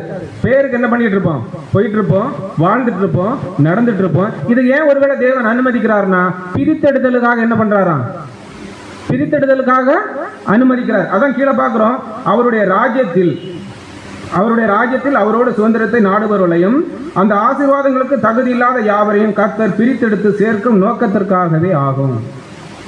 அப்போ ஒருத்தர் நமக்கு முன்னாடி விழுந்து போறாருன்னா என்ன காரணம்னா, அன்புக்குரிய சகோதர சகோதரிகளே, நாம என்ன பண்ணிடக்கூடாது, விழுந்து போயிடக்கூடாதுங்கிறது நோக்கத்திற்காக தேவன் என்ன பண்றாரு, ஒருத்தரை விழ வைக்கிறாரு, இடற வைக்கிறாரு. அப்ப அவர் ஏன் இடர்னாரு, எதன் அடிப்படையில் இடர்னாரு, எதனால இடர்னாருங்கிற விஷயத்தை நம்ம ஆராயலைன்னா நல்லா புரிஞ்சுடுங்க. அதை ஆராய்ந்து தெரிந்து கொண்டாதான் அந்த ஒரு தவறுகளுக்கோ அந்த ஒரு விழுதலுக்கோ நாம என்ன பண்ண மாட்டோம், போக மாட்டோம். இல்ல அவர் தானே விழுந்துட்டாரு, நம்ம விழல இல்ல பார்த்துட்டு இருந்தோம்னா ஒரு நாள் என்ன பண்ணும், பழுத்த வலை விழும், பச்சை வலை என்ன பண்ணும், சிரிக்கும். ஆனா ரெண்டாவது அந்த பச்சை வலை ஒரு நாள் விழுணும், அந்த பச்சை வலைக்கு அன்னைக்கு என்ன ஆகாது தெரியாது. ரெண்டாவது ஒரு நாள் விழும்போது ஐயோ நம்மளும் என்ன பண்ணிட்டோம், விழுந்துட்டோமே. அப்ப தேவன் அவருடைய பிள்ளைகள் மத்தியில ஒருத்தரை விழ வச்சு ஒருத்தரை தூக்குறாருன்னா அதுக்கு கண்டிப்பா என்ன இருக்கும், ஒரு காரணம் இருக்கும். ஏன்னா நீயும் ஒரு நாள் இதுக்குள்ள விழுறதுக்கு என்ன இருக்கு, வாய்ப்பு இருக்கு. கவனமா என்ன பண்ணு, இருந்துக்க. அப்ப மூணாவது பாயிண்ட் என்ன சொல்றாருன்னா, அதாவது யார் உண்மையான சிறுமந்தை என கண்டறிய வேண்டுமானால், சரியான பாயிண்ட், கண்டறிய வேண்டுமானால் களைகளையும் கோதுமை மணிகளையும் தனித்தனியே பிரித்தெடுதல் மூலமாகவே ஆகும். அப்ப ஏன் கோதுமை மணிகளை இங்க கொண்டு வந்து பிரிக்கணும், களைகளை வெளியே பிரிச்சு வெளியே போட்டுக்கலாமே, ஏன் உள்ள கொண்டு வந்து பிரிக்கிற? அவங்கள வச்சு உண்மையான கோதுமை மணிக்கு என்ன பண்ண போறாரு, பாடம் கற்பிக்க போறார். அன்புக்குரிய சகோதரர், அதான் பார்த்தோம். என் நிமித்தம் இடரலையாது இருக்கிறவன் பாக்கியவான். ஆனா இடர்ல அடைவாங்க இல்லையா, அவங்கள தேவன் என்ன பண்றாருன்னா சபைக்குள்ள வச்சு உண்மையா ஓடிட்டு இருக்கவங்களுக்கு ஒரு உண்மாதிரி என்ன பண்றாரு, ஏற்படுத்துறாரு. நம்ம ஏற்கனவே ஒரு பாடம் பார்த்திருக்கோம், அது ஞாபகம் இருக்கான்னு எனக்கு தெரியல. தேவன் திரள் கூட்டத்தை ஏன் உள்ளாடி அனுமதிக்கிறார்? சபைக்குள்ள இருந்தாலே தேவன் திரள் கூட்டத்தை எடுக்கிறார். ஏன் சபைக்குள்ள திரள் கூட்டத்தை அனுமதிக்கிறான்னு ஒரு கேள்வியை கேட்டா நம்முடைய பதில் என்ன? திரள் கூட்டம் இல்லாம, பதில் சொல்றேன், திரள் கூட்டம் இல்லாம சபை உருவாகவே முடியாது. இதை நம்ம எப்படி ப்ரூவ் பண்ணலாம்னா, உதாரணத்துக்கு ஒரு மலையை எடுத்துக்கோங்க. ஒரு மலையை எடுத்துக்கிட்டீங்கன்னா அந்த மலையில இருந்து தான் ஆலயம் கட்டக்கூடியதான கற்கள் என்னப்படுது, செதுக்கி எடுக்கப்படுது. 1,44,000 கல்லுன்னு வச்சுக்கலாம். இப்ப செதுக்கி எடுக்கக்கூடிய இந்த 1,44,000 கற்கள்ல தச்சன் என்ன பண்ணிடுறதுன்னா கல்லை செதுக்கிட்டு இருக்காருன்னு வச்சுக்கிடுங்க. ஒரு வேளை அந்த கல்லு ஒரு சின்ன பிசுறு தட்டக்கூடிய ஒரு சூழல்ல இருக்கும்போது அந்த கல்லு தன்னுடைய இருப்பிடத்தை சரியா வச்சு கொடுக்கலன்னா தச்சன் அடிக்கும்போது என்ன ஆகும், என்ன ஆகும், பிசுறாகும். இப்ப அடுத்த கல்லுக்கு ரெடி ஆயிட்டு ஒரு கல் இருக்கும் இல்லையா, அடுத்த கல்லு செதுக்கிறதுக்கு ஒரு கல்லு ரெடி ஆகி வச்சிருப்பார் இல்லையா. இப்ப இந்த கல்லு என்ன பண்ணும், ஐயோ நான் என்ன பண்ணிடக்கூடாது, அங்கே எங்கேயும் அசைஞ்சிடவே கூடாது. நான் சொல்ல வரது புரியுதா? அப்ப இந்த கல்லு தன்னை சரியா வச்சு கொடுத்துருக்கோம்னா அதுக்கு பிற்பாடு செதுக்கப்படுற கல்லுக்கு எந்த பாடமும் அந்த கல்லுகிட்ட இல்ல. அப்ப இந்த கல்லு தன்னுடைய ஒரு சின்ன தவறுனால தச்சன் அடிக்கும் போது ஒரு அசைவு அசைஞ்சதுனால ஒரு பெரிய பிசுறாது உடஞ்சி போனதுனால அந்த கல் என்ன பண்ணப்படாது, ஆலயம் கட்டுறதுக்கு பிரயோஜனமாக ஆக்கப்படாது. அப்ப இப்படி ஒரு தவறு ஒரு புது சிருஷ்டி செய்யும் போது இன்னொருத்தருக்கு அது என்னது, ஒரு பாடம். என்ன பாடம்னா அந்த தவறை நான் செஞ்சிடக்கூடாது. அப்ப நல்லா புரிஞ்சிடுங்க, சத்தியத்தின் நிமித்தம் மட்டும்தான் ஒருத்தர் தன்னை சீர்தூக்கி பார்த்து நிதானித்து தேவ காரியத்தை செய்ய முடியுமான கிடையாது.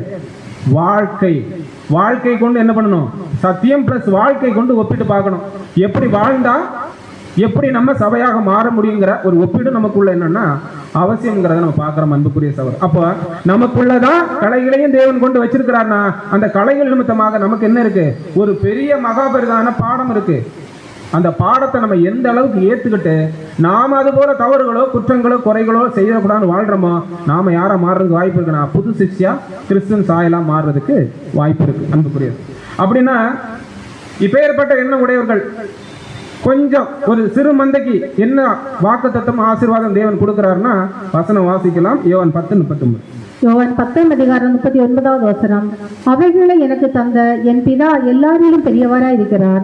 அவைகளை என் பிதாவின் கையில் இருந்து பறித்து கொள்ள ஒருவனாலும் கூடாது. அப்ப நல்ல ஒரு விஷயம் புரிஞ்சுக்கலாம். இதை யாரை வச்சு சொல்றாருன்னா சீசர்களை வச்சுதான் சொல்றாரு ஆண்டவர். எப்படி சொல்றாருன்னா அவைகளை எனக்கு தந்த என் பிதா எல்லாரிலும் பெரியவராக இருக்கிறார். அவைகளை என் பிதாவின் கையிலிருந்து பறித்துக் கொள்ள ஒருவனாலும் இயலாது. யாரை பத்தி சொல்றாருன்னா உண்மையா காது கொடுத்து சத்தியத்தை கேட்டு அந்த சத்தியத்தின்படி வாழணும்ங்கிற வாஞ்சியோடும் வைராக்கியத்தோடும் அனுதினமும் யாரெல்லாம் பிரயாசப்பட்டு இருக்காங்களோ அவங்கள எங்க இருந்து யார் எடுக்க முடியாது. உலகத்துல யாராலுமே பிதாவின் கையில இருந்து என்ன பண்ண முடியாதுன்னா பறித்துக் கொள்ள முடியாது. அப்ப மற்றவங்களை பறித்துக் கொள்ள முடியாமனா ஆமா ஈஸியா என்ன பண்ணிடலாம், பறித்துக் கொள்ளலாம். ஏன்னா அவங்க பிதாவின் கையில கிடையாது. அப்ப பிதாவின் கையில் இருக்கிறவங்க யாருன்னா மெய்யான மேய்ப்பனுடைய சத்தத்துக்கு செவி கொடுக்கிறவர்கள், அன்புக்குரிய சகோதர சகோதரி. அப்ப இங்க என்ன கொடுக்குறானா பிரதர், அடுத்து என்ன கொடுக்குறானா, நாம் எந்த சத்தத்திற்கு கீழ்ப்படிவோம் மற்றும் எந்த அடிச்சுவடுகளை பின்பற்றுவோம் என்பதை குறித்து நம்முடைய மனதில் திட்டவட்டமாக தீர்மானித்திருப்பது எவ்வளவு முக்கியம். தீர்மானங்கிறது நம்முடைய வாழ்க்கையில இல்லைன்னா நம்மளால அடுத்த கட்டத்துக்குள்ள என்ன போக முடியாது, கடந்து போக முடியாதுங்கிறத ஒரு விஷயத்தையும் பார்க்கிறோம். உதாரணத்துக்கு நம்ம என்ன தெரிஞ்சுக்கணும்னா, உலகத்துல எத்தனை எஜமான் இருக்காங்க? 2 எஜமான்கள் இருக்கிறாங்கிற அந்த விஷயம் நம்ம மறந்துடவே கூடாதுன்னு கொடுக்குறாரு பிரதர். ஏன் மறந்துடக்கூடாதுன்னா, அப்பதான் நம்மளால என்ன பண்ண முடியும், எந்த சத்தம் சரியான சத்தம், எந்த சத்தம் தப்பான சத்தங்கிற ஒரு பகுத்தறிவுக்குள்ள நம்மளால போக முடியும். இல்ல 2 எஜமான்கள் இருந்தா எனக்கு என்ன ஒரு புது சிசி நினைச்சிட்டுன்னா வரக்கூடிய சத்தம் எந்த சத்தம்னு நம்மளால என்ன பண்ண முடியாது, கணிக்க முடியாதுன்னு பாக்குறோம். உதாரணத்துக்கு லூக்கா 11:28.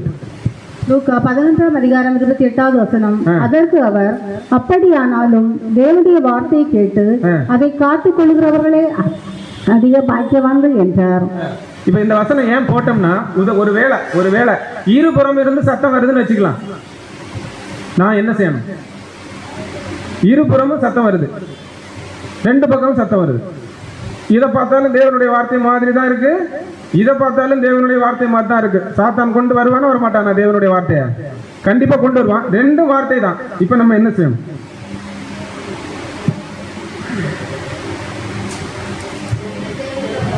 என்ன சிஸ்டர்? இப்ப உதாரணத்துக்கு நம்ம பிக்சர் போட பாருங்க. காது இங்கே ஒரு வார்த்தை வருது, அங்கே ஒரு வார்த்தை வருது. இப்ப நம்ம என்ன செய்யணும்? அவ்வளவுதான். நிறைய சத்தம் நம்மளை சுத்தி என்ன ஆயிட்டு இருக்கு, எப்பவும் நிமிஷத்துக்கு நிமிஷம், நொடிக்கு நொடி நம்ம சுத்தி கேட்டுட்டே இருக்கு. இப்ப கேட்கிற சத்தம் எந்த சத்தம் உண்மையான சத்தங்கிறத கண்டுபிடிக்கிறது மட்டும்தான் யாருடைய வேலைன்னா புது சிருஷ்டியினுடைய வேலை. ஆனா இங்க என்ன ஒரு பிரச்சனை இருக்குன்னா, இதை இருமனம் உடையவர்களால என்ன பண்ண முடியாது, கண்டே பிடிக்க முடியாது.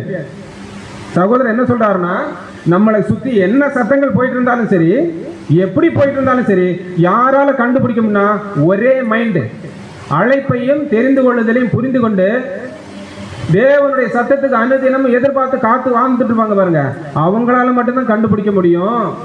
இருமனம் உள்ளவர்களால என்ன பண்ண முடியாது, கண்டே பிடிக்க முடியாதுன்னு சொல்றாரு. அப்ப இருமனம் உள்ளதுன்னா என்ன? மூத்த சகோதரர் சொன்னாரு, ஆத்துல ஒரு கால் சேத்துல ஒரு கால். இந்த நிலைமையில ஆவிக்குரியவர்களுடைய வாழ்க்கை இருந்தா வரக்கூடிய சத்தம் எந்த சத்தம்னு நம்மளால கண்டே பிடிக்க முடியாது. அன்புக்குரிய சகோதர சகோதரர், அதுக்கு பிரதர் சூப்பரா விளக்கம் கொடுக்கிறாரு. இதை படிங்க. ஏனெனில் இருமனம் உள்ளவன் தன் வழிகளில் எல்லாம் நிலையற்றவனாக இருக்கின்றார். நாம் எவ்வளவு முயற்சி செய்தாலும் தேவனுக்கும் உலக பொருளுக்கும் ஊழியர் செய்ய நம்மால் கூடாது. சாத்தான் பாவம், உலகம், சுய மற்றும் மாமிசத்தின் சத்தத்தை கேட்டு அதற்கு கீழ்ப்படிந்து அதே சமயத்தில் நல்ல மேய்ப்பரின் சத்தமாகிய சத்தியத்தின் சத்தத்தையும் அன்பின் சத்தத்தையும் கேட்டு இதற்கும் அதற்கும் நம்மால் கீழ்ப்படிய முடியாது. என்ன சொல்ல வர்றாரு? ஏன் கண்டுபிடிக்க முடியாதுன்னா, நம்மளால முதல்ல அதுக்கு என்ன பண்ண முடியாது, இது சரியா அது சரியான கண்டுபிடிக்க முடியாது. ஒண்ணு கண்டுபிடிக்க முடியாத பட்சத்தில் நம்ம இப்ப எதுக்கு கீழ்ப்படிவோம்? நல்ல சத்தத்துக்கு கீழ்ப்படிவோமா இல்ல பிசாசின் சத்தத்துக்கு கீழ்ப்படிவோம்? நம்மளால கண்டுபிடிக்க முடியுமா? முடியாது. அப்ப இருமனம் உள்ளவர்களால இதை கண்டிப்பா என்ன பண்ண முடியாது, கண்டே பிடிக்க முடியாது. இருமனம் உள்ளவன் எப்படி இருக்கான், தன் வழிகள் எல்லாம் நிலையற்றவனாக இருக்கிறான், கண்டே பிடிக்க முடியாது. அதான் கீழே என்ன கொடுக்கிறானா, கர்த்தருடைய ஆடுகளுக்குள் ஒரு முறை நாம் சேர்ந்த பின்பு எல்லா தடுமாற்றங்களில் இருந்தும் நம்மை காக்கும்படிக்கு இது நமக்கு மனதில் நிலைப்படுத்தப்பட்டு உறுதிப்படுத்தப்பட வேண்டும். நம்ம யாருக்கு தான் ஊழியம் பண்ணணும்? ஒரு எஜமானுக்கு தான் ஊழியம் பண்ணணும். 2 எஜமான்களுக்கு நம்ம ஊழியம் பண்ணோம்னா தேவனுடைய சத்தியம் நமக்கு கிடைக்காது. அப்படியே கிடைத்தாலும் அந்த சத்தியம் எது சரி எது தப்புங்கிறத நம்மளால என்ன பண்ண முடியாது, உணர்ந்து கொள்ள முடியாது. அப்படின்னா அன்புக்குரியவரே, இங்க என்ன பார்க்கறோம்னா, இது நம்மை சத்திய பாதையிலிருந்து வழி விலகி போகும்படி செய்யறது மட்டும் கிடையாது, நம்மளை சுத்தி இருக்கிறவர்களை என்ன செய்யும், வழி விலக செய்யும். நம்மளை மட்டும் பாதிக்காது, நம்மளை சுத்தி இருக்கிறவர்களை என்ன பண்ணும்னா பாதிக்கும்னு சொல்றாரு. அப்படின்னா இதை நம்ம என்ன புரிஞ்சுக்கலாம்னா, உதாரணத்துக்கு பணம்ங்கிற ஒரு விஷயம் தீமைன்னு சத்தியம் சொல்லுதா இல்லையா? சத்தியம் சொல்லுதா இல்லையா? அப்போ பணத்தை தேடி நம்ம ஒருத்தர் போறோம்னா அதிகப்படியான வருமானங்களையோ அதிகப்படியான ஆசைகளையோ கொண்டு நம்ம அதை சார்ந்து போறோம்னா இதை நம்ம எப்படி புரிஞ்சுக்கலாம்? இது ஏற்புடையதா? இது எப்படி நம்மளால இது சரி? இப்ப உதாரணத்துக்கு பணம் சம்பாதிப்பது பாவம்னு என்ன பண்ணல வசனம் சொல்லல. ஆனா பணமே எல்லா தீமைக்கும் வேறா இருக்குன்னு சொல்றாரு. ஏன் வேறா இருக்குன்னா ஏதாவது ஒரு வகையில உங்களை போய் என்ன பண்ணிடும், அது சிக்குண்டு பிடிக்கும்படிக்கு செஞ்சிடும். அதனால கவனமா இருங்கிறத நமக்கு வசனம் என்ன பண்ணுதுன்னா சொல்லுது. ஆனா இல்ல, நான் அதை அடையணும், நான் அதை தேடணும், இன்னும் அதிகமா சேர்க்கணுங்கிற ஒரு வேளை அந்த எண்ணம் வந்துட்டுனா இப்ப நம்ம எந்த சத்தத்தை செவி கொடுக்குறோம்னு கேட்கிறேன். நான் சொல்ல வரது புரியுதா? ஏதாவது ஒரு விஷயத்துல நம்முடைய நாட்டம் உலகத்தை சார்ந்து உள்ளாடி போயிட்டுன்னா ஆட்டோமேட்டிக்கா நம்மளாகவே 2 எஜமான்களை நமக்குள்ள ஏற்படுத்திக்கிட்டோம். நம்மளாகவே இன்னொரு எஜமான நமக்கு என்ன பண்ணிடுறோம், பக்கத்துல வாப்பா நீ என் பக்கத்துல வந்து என்ன பண்ணு உட்காருன்னு கூப்பிட்டு அவர் என்ன பண்ணிடும், உட்கார வைக்கிறோம். இப்படி உட்கார வைக்கிறதுனால மெய்யான மேய்ப்பனுடைய சத்தம் வந்தாலும் நம்மளால என்ன பண்ண முடியாது, கண்டுபிடிக்க முடியாது. ஆனா பிரதர் எப்படி விளக்கம் கொடுக்குறாரு பாருங்க, இதை வாசி. ஐஸ்வர்யம் நம்மை அழைத்து தனது பொன்மையான கவர்ச்சியை காண்பித்து மாபெரும் காரியங்களை நமக்கு வாக்களிக்கிறது. என்ன செய்யுமானா இந்த உலகத்திலே ஒருத்தராலும் தர முடியாதுங்கிற விஷயத்தை நான் என்ன பண்ணுவேன், உனக்கு தருவேங்கிற ஒரு விஷயத்த அது முதல்ல நமக்கு என்ன பண்ணும், வாக்குறுதி அளிக்கும். எப்படி எனில் உங்களது மத வைராக்கியம் சரியானது என்றும், மேலும் இந்த அளவுக்கு உங்களுக்கு வைராக்கியம் இருந்தால் அது ஐஸ்வர்யத்திற்கு மட்டும் விரோதமாய் இருப்பதாகவும் யோசனை கூறுகிறது. என்ன சொல்லுது, என்ன சொல்றாரு, என்ன சொல்லுதான்? உங்களது மத வைராக்கியம் சரியானதுதான், அது தப்பெல்லாம் கிடையாது. அடுத்து என்ன சொல்லுது, என்றும் மேலும் எந்த அளவுக்கு உங்களுக்கு வைராக்கியம் இருந்தால் அது ஐஸ்வர்யத்திற்கு மட்டும் விரோதமாய் இருப்பதாக யோசனை கூறுகிறது. நம்ம கொண்டிருப்பல வைராக்கியம், இதை தான் செய்யணும், இதை செய்யக்கூடாதுன்னு ஒரு வைராக்கியத்தோட ஓடிட்டு இருப்போம் பாருங்க. இந்த வைராக்கியம் என்ன செய்யலாம், அதுக்கு எதிராக இருக்குதான். அப்ப எதிராக இருக்குதுன்னு என்ன சொல்ல வர்றாருன்னா அது ஐஸ்வர்யத்திற்கு மட்டும் விரோதமாய் இருப்பதை யோசனை கூறுகிறது. மேலும் பிரிவதற்கு கட்டாயம் ஏற்பட்டாலும் கூட அது தற்காலிகமா மட்டுமே இருக்கும். இது ஒண்ணு வேற ரீதிகள் என்ன பண்ணிடாது, கொண்டு போகாது. நீ இங்கதான் என்ன பண்ணுவ, நிலைச்சிருப்பேன், அது என்ன பண்ணு நமக்கு ஆலோசனை சொல்லும்.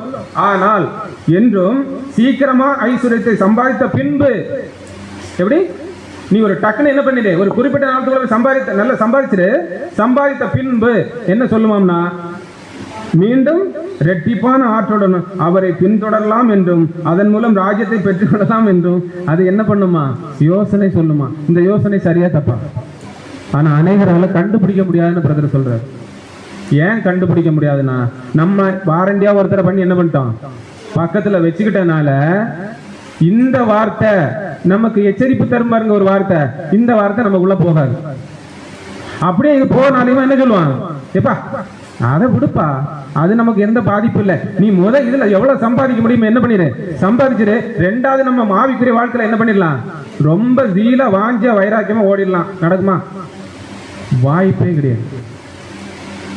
அப்ப எந்த அளவுக்கு நம்மளால் சில முடிவுகள் எடுக்கிறோமோ அது சில நேரம் சாதகமாகவும் இருக்கும், சில நேரம் பாதகமாக இருக்கும். அப்ப சாதகமா இருக்கணும்னா அந்த ஆலோசனை நம்முடைய மெய்யான மேய்ப்பனுடைய ஆலோசனையா இருக்கணும். வசனம் வாசிக்கலாம் பாருங்க, 1 தீமோத்தேயு 6:10. பண ஆசை எல்லா தீமைக்கும் வேறாய் இருக்கிறது. சிலர் அதை இச்சித்து விசுவாசத்தை விட்டு வழுவி அநேக வேதனைகளினாலே தங்களை உருவ குத்தி கொண்டிருக்கிறார்கள். அப்ப இங்க பிரச்சனை என்னன்னா ஒருத்தர் அந்த ஆசையை தூண்டாரு பாருங்க, அதெல்லாம் பிரச்சனை கிடையாது. அதை நம்ம போய் இச்சிக்கிறது தான் பிரச்சனை. இப்ப இச்சிக்கிறதுனாலதான் அவன் அதிகமா நம்மளுக்குள்ள ஆட்கொள்றதுனால 2 எஜமான்களை ஆட்டோமேட்டிக்கா நம்ம உருவாக்குறதுனால எந்த சத்தம் மெய்யான மேய்ப்பனுடைய சத்தம், எந்த சத்தம் கள்ள சத்தங்கிறத நம்மளால கண்டுபிடிக்க முடியாது. அப்ப பணம் சம்பாதிக்கிற தப்பா? அப்படிலாம் கிடையாது. பிரதர் கொடுக்குற அதையும் வாசி. உண்மையில் ஐஸ்வர்யம் என்பது தீமை அல்ல. ஏனென்றால் தேவன் எல்லாவற்றிற்கும் மேலாக ஐஸ்வர்யம் உள்ளவராய் இருக்கிறார். மாறாக பூமிக்குரிய ஐஸ்வர்யத்தின் மீதான ஆசையும் அது சத்தியத்தையும் அதன் ஊழியத்தையும் பரலோக காரியங்களையும் விட்டு இருதயத்தின் அன்பை இழுத்து கொள்ளும் விதமுமாகவே தீமையாகவும் ஐஸ்வர்யத்தின் கண்ணியாகவும் அமைகிறது. இதற்கு எதிர்த்து நின்று ஜெயங்கொண்டு தேவ சித்தத்திற்குள்ளாக அடங்க பண்ணுகிறவர்கள் மிக சிலரே ஆவர். அப்ப தெளிவா சொல்றாரு, பணம் சம்பாதிக்கிறது தப்பா பாவமானு கேட்டா என்ன இல்ல, கண்டிப்பா கிடையாது. ஆனா அதை இச்சித்து அதை இன்னும் டீப்பா, இன்னும் ஆழமா நம்ம அதுக்குள்ள இறங்கி ஒரு அர்த்தத்தை என்ன பண்ணிடலாம், கண்டுபிடிச்சிடலாம்னு ஒரு முடிவை நம்ம எடுத்துட்டோம்னா, தேவனே நினைச்சாலும் ரெண்டாவது நம்மளை எங்க கொண்டு வர முடியாது, எங்க கொண்டு வர முடியாது. உண்மையான மேய்ப்பன் இடத்துல என்ன பண்ண முடியாது, கொண்டு வர முடியாது. ஏன்னா அவர் கொடுக்குற சத்தம் எதுவுமே இங்க என்ன பண்ணாது, கேட்கவே கேட்காது. நம்ம எங்க போயிட்டோம், ஆட்டோமேட்டிக்கா ஒருத்தருக்குள்ள போயிட்டோம்.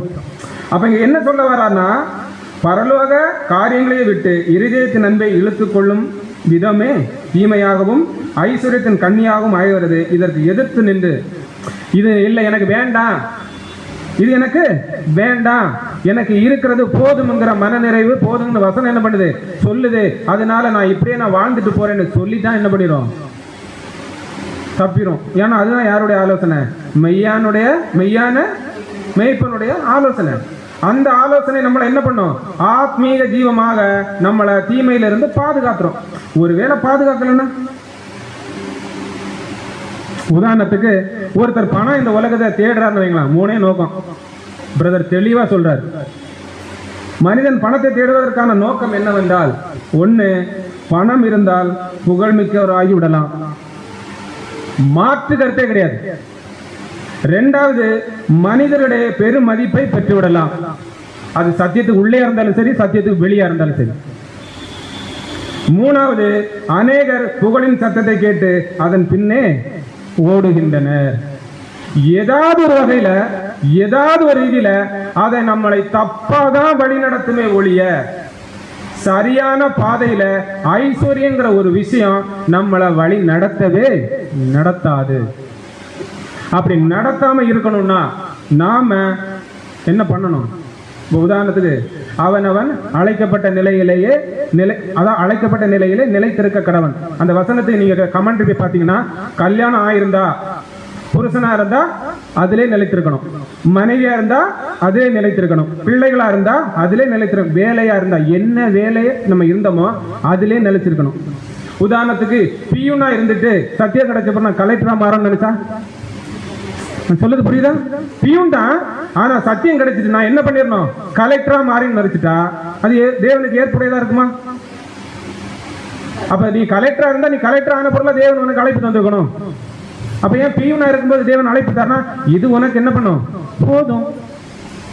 அப்ப நல்ல ஒரு விஷயத்தை புரிஞ்சுக்கலாம். இங்கு தூண்டப்படுகிற நோக்கம் என்னவென்றால், பிரதர் தெளிவா சொல்றாரு, இங்க தூண்டப்படுகிற நோக்கம் என்னவென்றால் பெருமையும் அகங்கார நாட்டமும் கொண்டவையாகும்.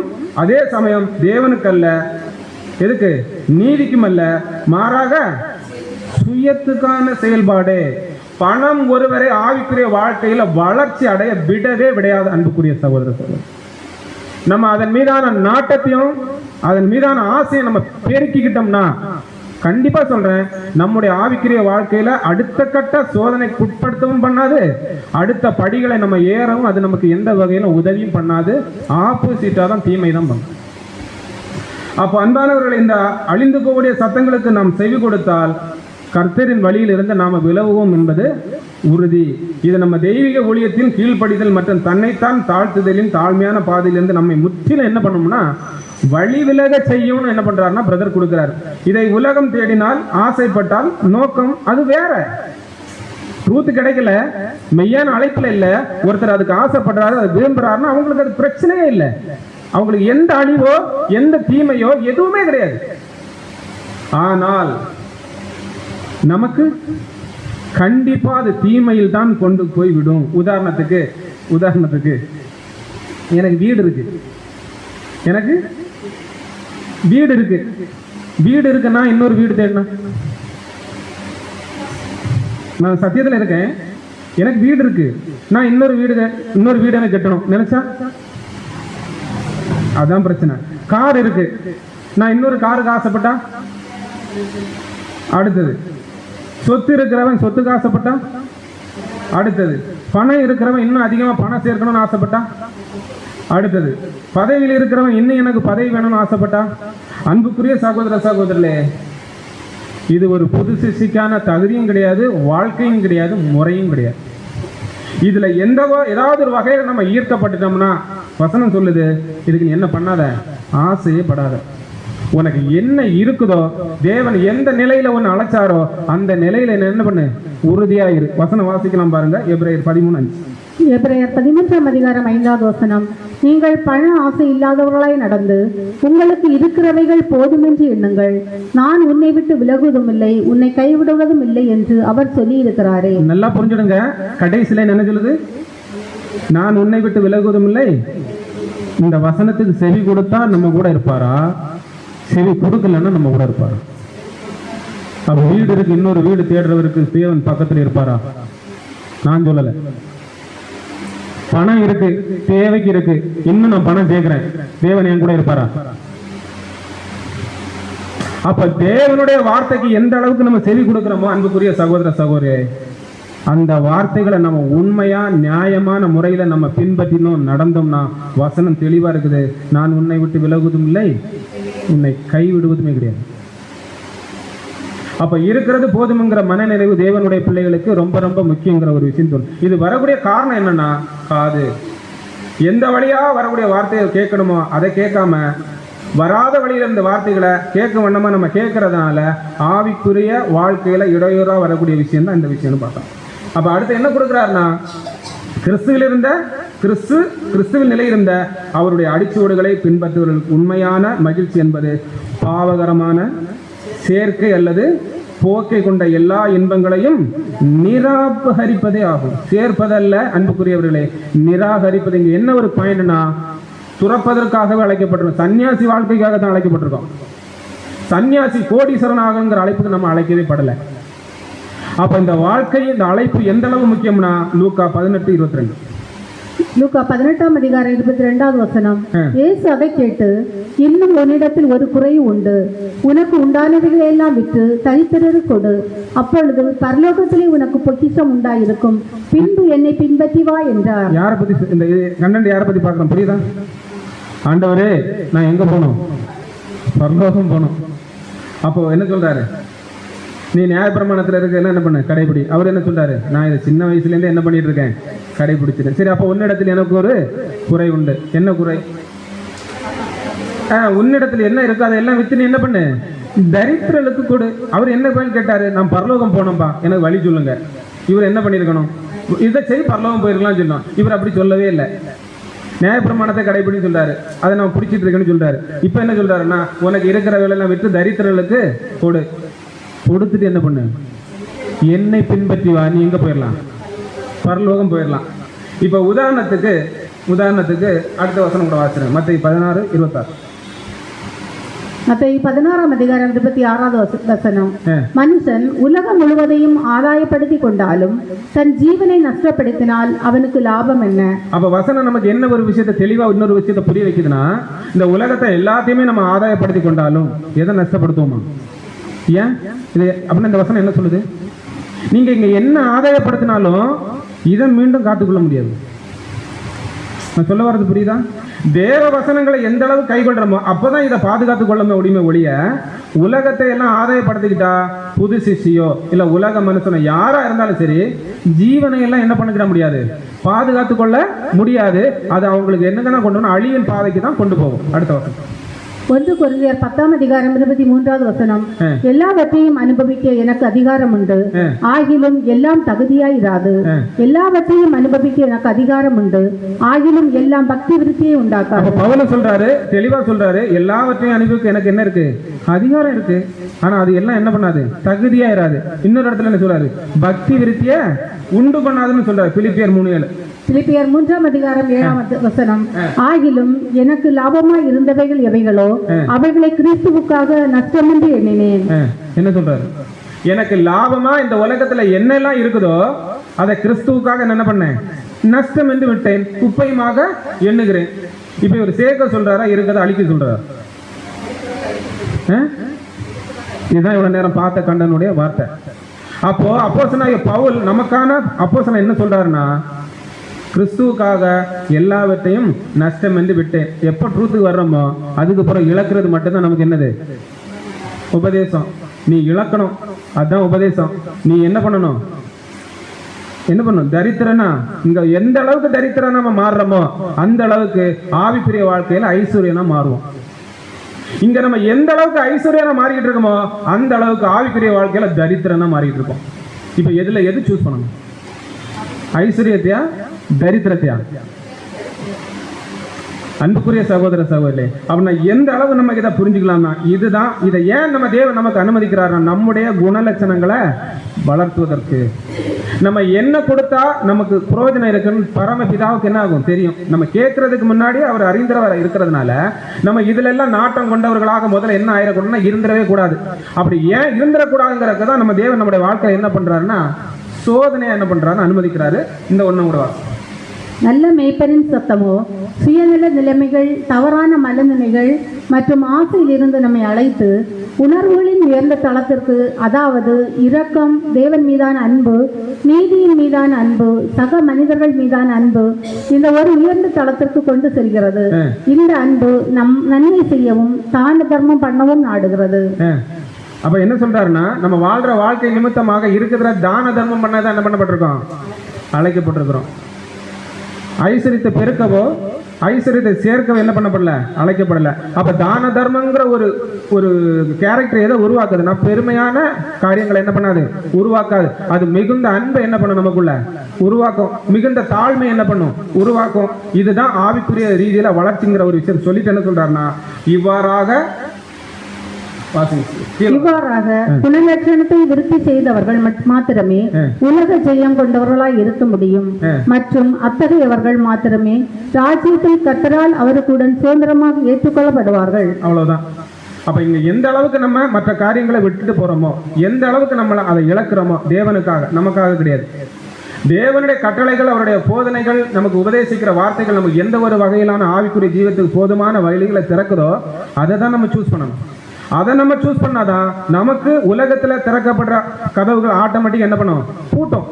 இதை ஓபன் பண்ணா அது பூட்டும். அதை ஓபன் பண்ணிட்டோம்னா ஆட்டோமேட்டிக் என்ன ஆயிரும்? தேவன் காட்டக்கூடிய வழி நமக்கு பூட்டிடும். அப்ப பூட்டப்பட்ட வழியை நம்மளால திறக்க முடியுமான்னு கேட்டா ரெண்டாவது போயில என்ன பண்ண முடியாது, திறக்க முடியாது. அப்ப என்ன ஒரு விஷயத்தை புரிஞ்சுக்கலாம்னா வசனம் வாசிக்கலாம். சோதனையை சகிக்கிற மனுஷன், இதுக்காகத்தான் இந்த விஷயங்கள் எல்லாம் நம்முடைய வாழ்க்கையில் என்ன பண்ணப்படுது? அனுமதிக்கப்படுது. அப்ப டெஸ்ட்ங்கிற ஒரு விஷயத்தை தேவன் எப்படியெல்லாம் அனுமதிக்கிறாருன்னா இவருக்கு பணம் கொடுத்தா இவர் நம்மளை விட்டு போவாரா போக மாட்டாரா? இவருக்கு வீடு கொடுத்தா இவர் நம்மளை விட்டு போவாரா போக மாட்டாரான்னு தேவனுக்கு தெரியுமா இல்லையா? அப்ப வசனம் என்ன சொல்லுது? சோதனையை தாங்கத்தக்கதான சோதனையை தான் தேவன் என்ன பண்ணுவாரு? அனுமதிப்பாரு. தாங்க முடியாத சோதனைகளை தேவன் என்ன பண்ண மாட்டாரு? அனுமதிக்க மாட்டாரு. அப்ப நம்மளால தாங்க முடியாத ஒரு விஷயத்துக்குள்ள போய் நம்ம மாற்றோம்னா அது யார் ஏற்படுத்துறது? தேவன் அது ஏற்படுத்தல, நம்மளா ஏற்படுத்திட்டு அதுல ஒரு வாசலையும் போட்டு அது உள்ள போய் உட்கார்ந்து இருந்துருது. அது என்ன பண்ணாது? நம்மள விடவே விடாது.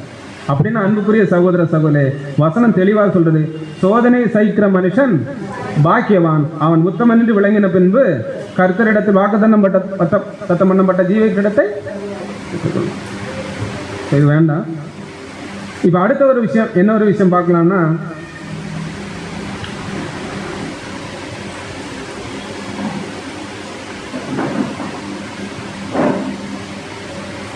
இந்த ஒரு வசனம் 1 கொரிந்தியர் 2ஆம் அதிகாரம் 9வது வசனம்.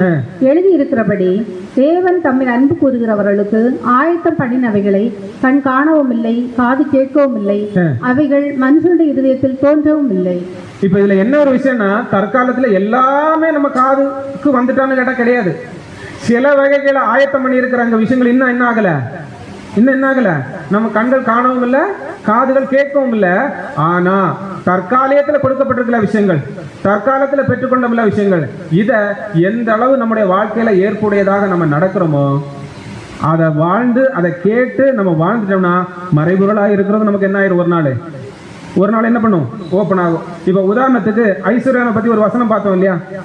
இப்ப பிரதர் என்ன கொடுக்குறாருன்னா, ஒருத்தருக்கு வீடு தேடி போகுது செல்வம். ட்ரூத்தை சொல்றேன், சத்தியத்தை சொல்றேன். ஒருத்தர் வீடு தேடி சத்தியம் போகுது. அவர் என்ன பண்றாருன்னா அதை அசட்டை பண்ணிட்டாரு. என்ன பண்ணிட்டாரு? அசட்டை பண்ணிட்டாரு. கேட்கல. திடீர்னு பாத்தீங்கன்னா ஒரு 10 வருஷம் கழிஞ்சு படுக்கை ஆயிட்டாரு. ஐஸ்வர்யவன் பத்தி சொல்றேன். இதே ஐஸ்வர்யவன் எடுத்துக்கலாம். தேவன் ட்ரூத் கொடுக்குறாரு கிறிஸ்து மூலமா, ட்ரூத்தை ஏத்துக்கல, போயிட்டாரு. இதை நம்மளால என்ன பண்ண முடியாதுன்னு போயிட்டாரு. ஒரு 10 வருஷம் கழிஞ்சு படுக்கை என்ன ஆயிட்டாரு? படுக்கை ஆயிட்டாரு.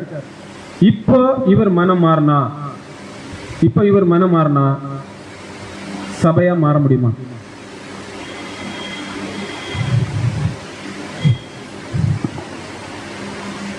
பத்து வருஷத்துக்கு முன்னாடி வாய்ப்பு கொடுத்தாரு, 10 வருஷம் ஆயிட்டு, 11ஆம் வருஷத்தோட சபை வாய்ப்பு என்ன ஆகுது? முடிய போகுதுன்னு நான் இப்ப கேட்கிறேன். 11ஆம் வருஷத்துல சபை முடிய போகுது. இப்ப இவர் 10 வருஷம் வேஸ்டா போச்சு, 1 வருஷம் தான் இருக்கு. இவர் என்ன பண்ணாருன்னா மனம் திருந்தி கிறிஸ்துவை ஏற்றுக்கொள்றாருன்னு வச்சுக்கிடுங்க. தேவன் இவர் சபையா மாறதுக்கு வாய்ப்பு கொடுப்பாரா? கொடுப்பாரு. வாய்ப்பே கிடையாது.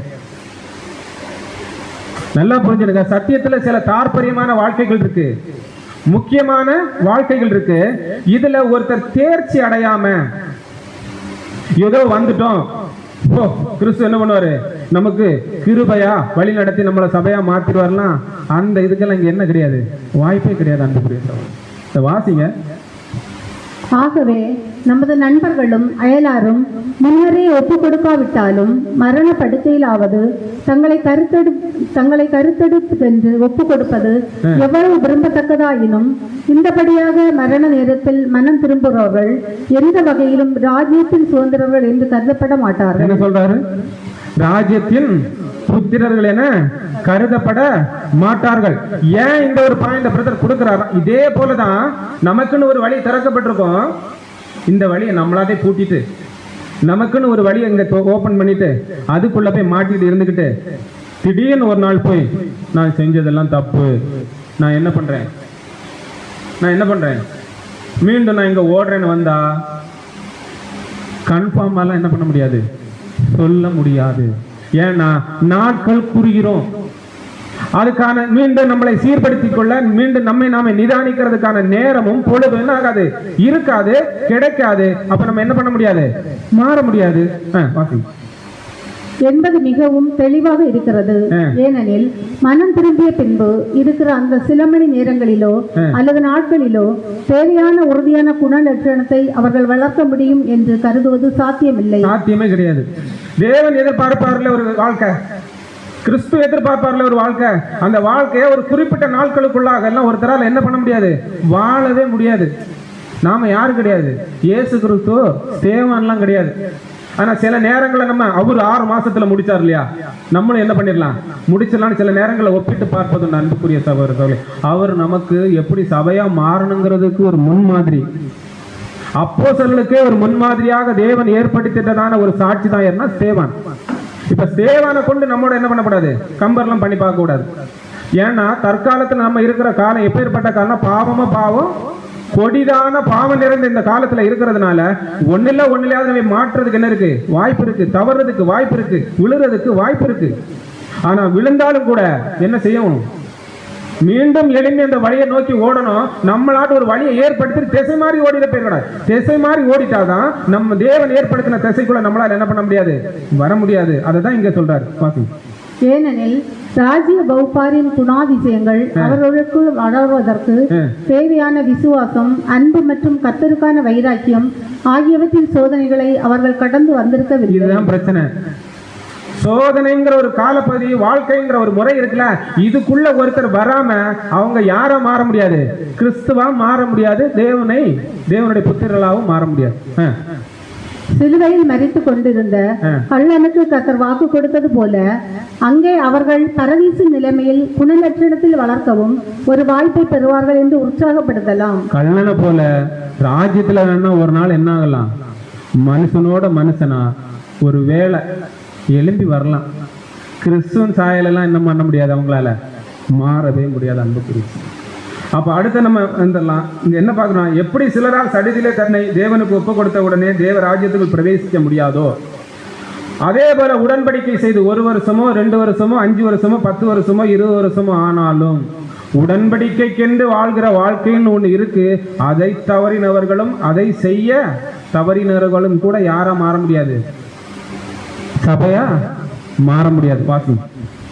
கர்த்தருடன் பலியின் உடன்படிக்கை செய்தவர்களுக்கு வர அனுமதிக்கப்படும் ஒவ்வொரு பரீட்சையும், ஒவ்வொரு உபத்திரவமும், வாழ்க்கையின் ஒவ்வொரு கஷ்டமும் அவர்களை சோதிப்பதற்கென்றும் அவருடைய குணலட்சணங்கள் நீதியில் நிலை பெற்று வேரூன்றி அன்பில் கட்டப்பட்டு இருக்கின்றனவா என்று பார்ப்பதற்கு என்றுமே குறிப்பிடப்பட்டிருக்கிறது என்ற உண்மையை நாம் நினைவில் வைத்துக் கொண்டால் இந்த சிக்ஷைகள், கஷ்டங்கள், சோதனைகள் யாவற்றையும் குறித்து அது நமக்கு ஒரு புதிய வெளிச்சத்தை கொடுத்து நல்ல போராட்டத்தை போராடி மேற்கொள்ள நமக்கு மாபெரும் உதவி புரியும். அப்ப இவ்வளவு விதமான சத்தியங்கள், காலத்துக்கு ஏத்தமான போஜனங்களை தேவன் எதுக்கு நமக்கு தந்துட்டு இருக்கான்னு நம்ம பார்த்த இதே ஒரு விஷயம்தான். எந்த வழி நம்ம வாழ்கிறதான தேவன் காட்டும் வழி, அந்த வாழ்க்கையில நேர்மை இருக்குதா, அந்த வாழ்க்கையில உண்மை இருக்குதா, நான் எது செஞ்சா தேவனுக்கு பிடிக்கும், எது செஞ்சா தேவனுக்கு பிடிக்காதுங்கிற வாழ்க்கையின் அடிப்படையில நம்முடைய பாதை போய்கொண்டே இருந்தனா அன்புக்குரிய சகோதர சகோதரே, அதுல எந்த பிரச்சனையுமே இருக்காது. நம்முடைய ஆவிக்குரிய வாழ்க்கையில கேட்ட சத்தியத்தின்படி வாழ்வது, கேட்ட சத்தியத்தின்படி எந்த அளவு உணர்வு அடைகிறோமோ அதன்படி வாழ்வது, அதுதான் நம்மளுக்கு என்ன செய்யும்னா நம்ம போகக்கூடிய பாதைகளை சரியா என்ன பண்ணோம்னா ஏற்படுத்த மாபெரும் உதவி நமக்கு புரியும். 1 பேதுரு 1:6. 1 பேதுரு 1:6-7 இதிலே நீங்கள் மிகவும் சந்தோஷப்படுகிறீர்கள் என்றாலும் துன்பப்பட வேண்டியது அவசியமானதால் இப்பொழுது கொஞ்ச காலம் பலவிதமான சோதனைகளினாலே துக்கப்படுகிறீர்கள். அழிந்து போகிற பொன் அக்கினியினாலே சோதிக்கப்படும். அதை பார்க்கிலும் அதிக விலையேற பெற்றதாயிருக்கிற உங்கள் விசுவாசம் சோதிக்கப்பட்டு இயேசு கிறிஸ்து வெளிப்படும் போது உங்களுக்கு புகழ்ச்சியும் கனமும் மகிமையும் உண்டாக காணப்படும். அப்போ நம்ம ஒரு விஷயம் தெளிவா புரியுது. இது என்ன ஒரு விஷயத்தை வாசிங்க. யாக்கோபு 1:2-12 என் சகோதரரே, நீங்கள் பலவிதமான சோதனைகள் அகப்படும் போது சோதனை சகிக்கிற மனுஷன் பாக்கியவான், அவன் உத்தமன் என்று விளங்கின பின்பு கர்த்தர் தம்மிடத்தில் அன்பு கூறுகிறவர்களுக்கு வாக்குத்தத்தம் பண்ணின ஜீவ கிரீடத்தை பெறுவான். அப்போ இது வேண்டாம். இப்போ என்ன பார்க்குறோம், அன்பு கூறு. ஆகவே கர்த்தரிடத்தில் அன்பு கூறுகிறவர்களுக்கு என்ன சொல்றாருன்னா, அதன் விளைவாக ராஜ்யத்தை சுதந்திரப்பவர்களும் யார் என்றால் ராஜ்யத்தில் செல்ல வழியில் பரீட்சைகளாலும் சோதனைகளாலும் சோதிக்கப்பட்டிருக்கும் அன்பை கொண்டவர்களே அவர்கள் என்று நாம் மீண்டும் உறுதி அளிக்கிறோம். இதுதான் நம்ம எங்க பார்க்கிறோம்னா எபிரேயர் 15:16 உம்முடைய வார்த்தைகள் கிடைத்த உடனே அவைகளை நான் உட்கொண்டேன். உட்கொள்றதில்ல, அந்த உட்கொண்ட வார்த்தைகளுக்கு எப்படி உண்மை தன்மையாக நான் வாழ்கிறேன்ங்கிறது தான் நம்ம என்ன பண்றோம்னா பார்க்குறோம். இங்க அடுத்து என்ன ஒரு விஷயம் கொடுக்குறாருன்னா, அதாவது கர்த்தரை தங்கள் முழு இதயத்தோடும் நேசிக்காதவர்கள் தங்கள் சுயம் அல்லது வேறு சில விக்கிரகங்களுக்கு முதலிடம் கொடுத்தவர்கள் உலக மாம்சம் அல்லது சாத்தானால் வஞ்சிக்கப்பட்டு தேவனுடைய வார்த்தைக்கோ அல்லது தெய்வீக ஏற்பாட்டுக்கோ விரோதமாக ஏதோ வகையில் கலகம் செய்வார்கள். என்ன இங்க ஒரு விஷயம்னா, பெற்றுக்கொண்ட உண்மை சத்தியத்துக்கும் மனுஷனால் கொடுக்கப்படக்கூட இந்த ஒரு தாற்பரியமான அந்த போதனைக்கு என்ன வித்தியாசம்னா, ஒன்று கலகத்தை உண்டு பண்ணும். அவர்கள் கர்த்தருடைய திட்டத்தை காட்டிலும் தாங்கள் வைத்திருக்கும் சில திட்டங்களையும் கோட்பாடுகளையும் விரும்புவார்கள். எப்படி தேவன் ஒரு திட்டம் வச்சிருப்பாரு, அவர் வழிநடத்தல் ஒன்று இருக்கும். இவங்க என்ன பண்ணுவாங்க, தாங்களுக்குன்னு ஒரு கோட்பாடு, தாங்களுக்குன்னு ஒரு திட்டத்தை வச்சு என்ன பண்ணுவாங்களாம், கலகத்தை ஏற்படுத்துவார்கள். அவர்களது சொந்த கோட்பாடுகளும் திட்டங்களும் ஆய்வு செய்யப்படும் போது அவைகள் பொதுவாக சுயநலம், பேராசை அல்லது பொறாமை, பகை, வைராக்கியம் போன்ற அந்த ஆவியின் அடிப்படையில் அமைந்திருப்பதை என்ன பண்ண முடியும் நம்மளால சுலபமா. அப்படின்னா அன்புக்குரியவர்களே, இப்படி ஒரு வேளை நம்ம மனித மார்க்கமாய் போய்விட்டா, இந்த ரீதியில நம்முடைய வாழ்க்கை இருந்துட்டுன்னா, இயேசு கிறிஸ்து நம்மள்ட்ட போய் கேட்காரு, நீங்களும் போக மனதா இருக்கிற ஒரு வார்த்தையை கேட்கிறாங்கன்னா இந்த வார்த்தை முதல்ல நமக்கு வருமா? இப்ப ஏற்பட்டதான ஒரு சூழலுக்குள்ள நம்ம போயிட்டோம். இயேசு கிறிஸ்து கேட்கிறாரு, ஏப்பா என்னை விட்டு நீ போறியான்னு கேட்கிறாரு, ஒரு வார்த்தை கேட்கிறான்னு வைங்க, அந்த வார்த்தை நமக்குள்ள போகுமா? வாய்ப்பே கிடையாது. அதான் பேதுரு சொல்ற வசனம், யோவான் 6:68. மீண்டும் இருக்க வாசனம், யோவான் 6:68. சீமோன் பேதுரு அவருக்கு பிரதியுத்தரமாக, ஆண்டவரே, யாரிடத்தில் போவோம்? நித்திய ஜீவ வசனங்கள் உம்மிடத்தில் உண்டே. இந்த முதல்ல கேட்ட மாதிரி இந்த வார்த்தையை எத்தனை பேரால இன்னைக்கு இந்த ட்ரூத்ல உண்மையா ஓடிட்டு இருக்கவங்களால சொல்ல முடியும்? வாழ்ந்தாலும் உம்மோட தான், செத்தாலும் உம்மோட தான். அன்புக்குரிய சகோதர சகோதரர்களே, அவர் பேதுவை பத்தி நமக்கு நல்லாவே தெரியும். அவர் சொன்னது மட்டும் இல்ல, பெந்தைக்கோஸ்து நாளுக்கு அப்புறம் அந்த வாழ்க்கை என்ன பண்ணாரு, வாழ்ந்தும் காமித்தார்.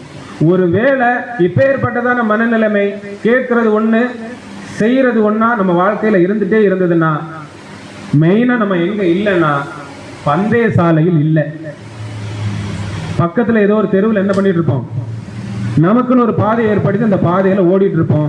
தேவன் ஏற்படுத்தியிருக்கிற பந்தய சாலையில நம்ம இல்லவே இல்லை. அப்போ எந்த வாழ்க்கை நம்மளை பந்தய சாலையில ஓட வைக்கும்னா, தேவன் எதை செய்யணும்னு சொல்லியிருக்கிறாரோ, எதை செய்யக்கூடாதுன்னு சொல்லியிருக்கிறாரோ, எதை இந்த பூமியில சேர்த்து வைன்னு சொல்லியிருக்கிறாரோ, எதை இந்த பூமியில சேர்த்து வைக்காதுன்னு சொல்லியிருக்கிறாரோ, அந்த வார்த்தைகளுக்கு உட்பட்டு நம்ம வாழ்ந்து கொண்டு இருந்தோமானால் நம்ம சரியா தேவன் ஏற்படுத்துறதான பந்தய சாலையில் என்ன பண்ணிட்டு இருக்கோம்? ஓடிட்டு இருக்கோம். இல்லையா? நானா இருந்தாலும் சரிதான், யாரா இருந்தாலும் சரிதான், அந்த பந்தய சாலையில் நாம இல்லை. நம்ம வேற எங்கே எதையை நோக்கி ஓடிக்கிட்டு பிரயாசப்பட்டுட்டு வாஞ்சோடு போயிட்டு இருக்கோங்கிறது தான். அப்ப இங்க 3 பாயிண்ட் கொடுக்குற. என்ன கொடுக்குறேன்னா, சிலர் கர்த்தருடன் தொடர்ந்து நடப்பார்கள்.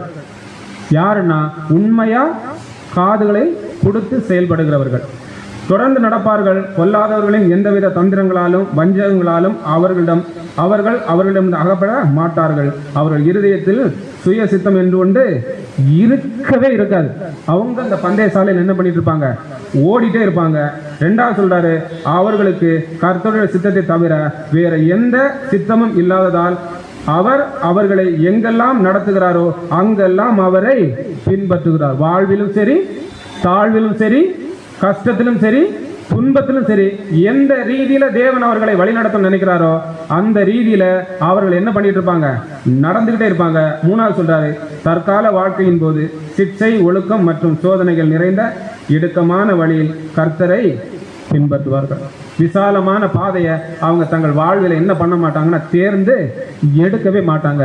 கர்த்தர் காட்டின வழியில ஏற்படுத்துவார். இதைதான் பார்க்கிறோம். வசனம் வாசிங்க. வெளிப்படுத்தல் 3:4. வெளிப்படுத்தல் 3ஆம் அதிகாரம் 4வது வசனம். ஆனாலும் தங்கள் வஸ்திரங்களை அசுசிப்படுத்தாத சில பேர் சர்தையும் குணக்கொண்டு அவர்கள் பாத்திரவான்கள் ஆனபடியால் என் வஸ்திரம் தரித்து என்னோட கூட நடப்பார்கள். அப்படிதான் ஒவ்வொரு சபையிலையும் சிலர் என்ன பண்ணிட்டு இருக்காங்க? 7 கால சபையிலையும் சிலர் அந்த வெண் வஸ்திரத்தை எப்படி பொக்கிஷம் போல பாதுகாத்து கிறிஸ்து காட்டின வழியில நடந்துட்டு இருக்காங்க. அதுல எந்த மாற்று கருத்தும் இல்லை. நம்முடைய பிரயாசம், நம்முடைய வாஞ்சி, அதுல எப்படியாவது ஒரு ஆளை நான் என்ன ஆயிரணும்? மாறணும். அப்படி மாறணும்னா மெய்யான உபதேசனுடைய போதகனுடைய சத்தத்துக்கு என்ன பண்ணணும்? செவி கொடுக்கணும். அதான் சொல்றாரு கீழே, வேற எங்கே போவது என்று அவர்களுக்கு தெரியாது. அடுத்து சொல்றாரு, அவர்களால் பின்வாங்கவும் முடியாது. ஏனெனில் தங்கள் தரப்பில் பின்வாங்குவது என்பது வேத வசனம் குறிப்பிடுவது போல பின்வாங்குவது என்பது 2ஆம் மரணத்துக்கு வழிவகுக்கும் என்பது அவர்கள். இதுல நான் மிஸ் பண்ணிட்டேன்னா நான் என்ன ஆயிரும்? செத்துருவேன்னு அவங்களுக்கு நல்லாவே தெரியும். அந்த பயத்திலையும் நடுக்கத்திலையுமே அந்த போதனைகள் மெய் சத்தியத்திலிருந்து அவங்க விலகவே என்ன பண்ணாங்க? அப்ப நம்ம விலகுறோம்னா கண்டிப்பா அது எப்படிதான் இருக்கும்னா துணிகரமா தான் இருக்கும். அன்புக்குரிய சகோதரர்கள், ஒரே ஒரு பாயிண்ட் மட்டும் பார்த்து முடிச்சிடலாம். இதை மட்டும் வாசிங்க. இது வேண்டாம், இதை மட்டும் வாசி. முதலாம் அறுவடையில் பெரும்பாலானோர் உணர முடியாத எஜமானின் போதனைகளில் உள்ள ஒரு அர்த்தத்தை உண்மையுள்ள சீசர்கள் உணர்ந்து கொண்டது போல இப்போதும் 2வது வருகையில் அவருடைய வார்த்தைகளில் விலையேறப்பெற்ற தன்மையும் அர்த்தமும் வல்லமையும் இருக்கிறது என்று அவரோட இருதயம் ஐக்கியம் கொண்டவர்களுக்கு மாத்திரமே தெரியுமே அன்றி மற்றவர்களுக்கு தெரியாது. என்ன புரிஞ்சுக்கலாம்னா, எப்படி இயேசு கிறிஸ்துவினுடைய முதலாம் வருகையில் அந்த 12 பேர்களால மட்டும் நீங்களும் போக மனதா இருக்கிறவங்க கேட்கும்போது இல்ல ஆண்டவரே நாங்க போக மாட்டோம், நித்திய ஜீவ வசனம் உம்மிடத்தில் உண்டு என்று சொன்னார்களோ, அதே போல ஆண்டவராய் இயேசு கிறிஸ்துவினுடைய 2ஆம் வருகையில ஏற்ற கால சத்தியங்களை கொண்டு போதிக்கப்பட்டு கொண்டிருக்கிற ஜனங்களும் நம்ம கூட்டத்துக்குள்ள இருந்துகிட்டு தான் இருக்காங்க. ஆகையால் முதலாம் வருகையின் போது நடந்தது போலவே இப்போதும் சிலர் இடறி பின்வாங்கி போகிறார்கள். ஆனாலும் என்ன பண்றாங்க? சிலர் அங்க பின்மாறி போனது மாதிரி இங்க என்ன பண்றாங்க? பின்மாறி போறாங்க. அதே சமயம் அவர் ஏற்ற வேளை போஜனமாக அளிக்கிற தற்கால சத்தியத்தின் மூலமாய் வேறு சிலர் முன் போதனையை விட கர்த்தரிடத்தில் அதிகமாக இழுக்கப்படுகிறார்கள். என்ன இன்னொரு விஷயம்னா, தற்காலத்துல அவர் ஏற்ற வேளை போஜனமாக அளிக்கிற தற்கால சத்தியத்தின் மூலமாய் வேறு சிலர் முன் எப்பொழுதையும் விட என்ன பண்றாங்க? கர்த்தரிடத்தில் அதிகமாய் இழுக்கப்படுகிறார்கள். ஆனாலும் வழி இன்னும் நெருக்கமானதாகவும் கடினமானதாகவும் மாறினாலும் இடறுவதற்கான போக்குகள் அதிகமானாலும் கூட நாம் ஆச்சரியப்பட மாட்டோம். என்ன நடந்தாலும் எது நடந்தாலும் எனக்கு அதை பத்திலாம் என்ன இல்லை, கவலையே கிடையாது. எனக்கு என் மேய்ப்பன் காட்டின வழியில நடக்கணுங்கிறது தான் வாஞ்சியும் வைராக்கியம் நமக்கு எந்த அளவுக்கு இருக்குதோ அந்த அளவுக்கு நம்ம பேதுரு சொன்ன வார்த்தைகளுக்கு பங்காளிகளா மாறுவோம். உண்மை விட்டா எங்களுக்கு வேற போக்கு இல்லை, உம்மளை விட்டா எங்களுக்கு வேற வழியே இல்லைங்கிற ஒரு தாற்பயம் கொண்டு நம்ம வாழ்ந்துட்டோம்னா, அதுவே நம்ம குறிக்கோளாக லட்சியமாக கொண்டு வாழ்ந்தோம்னா நம்மளாலே சொல்ல முடியும், நாங்கள் எங்கே போவோம்? நித்திய ஜீவ வசனம் உம்மிடத்தில் அல்லவா உண்டு. ஸோ எந்த அளவுக்கு இந்த காதுகளை அர்ப்பணித்தோமோ அந்த காதுகள் வழியாக எப்பேற்பட்டதான் நம்ம மெய்யான சத்தியங்களை கேட்குறோமோ, கேட்குற சத்தியங்களுக்கு மட்டும் கீழ்ப்படிந்து தேவன் எதிர்பார்க்கும் வண்ணமான ஒரு வாழ்க்கை வாழ்ந்து இந்த உலகத்தில் எதையுமே நம்ம சேர்த்து வைக்காம தேவன் விரும்பும் வண்ணமான ஐஸ்வர்யத்தை, ஆவிக்குரிய ஐஸ்வர்யத்தை சேர்த்து தேவனுடைய பொற்பாதம் சென்று சேர தேவன் தாமே நாம் அனைவரையும் ஆசீர்வதிப்பாராக.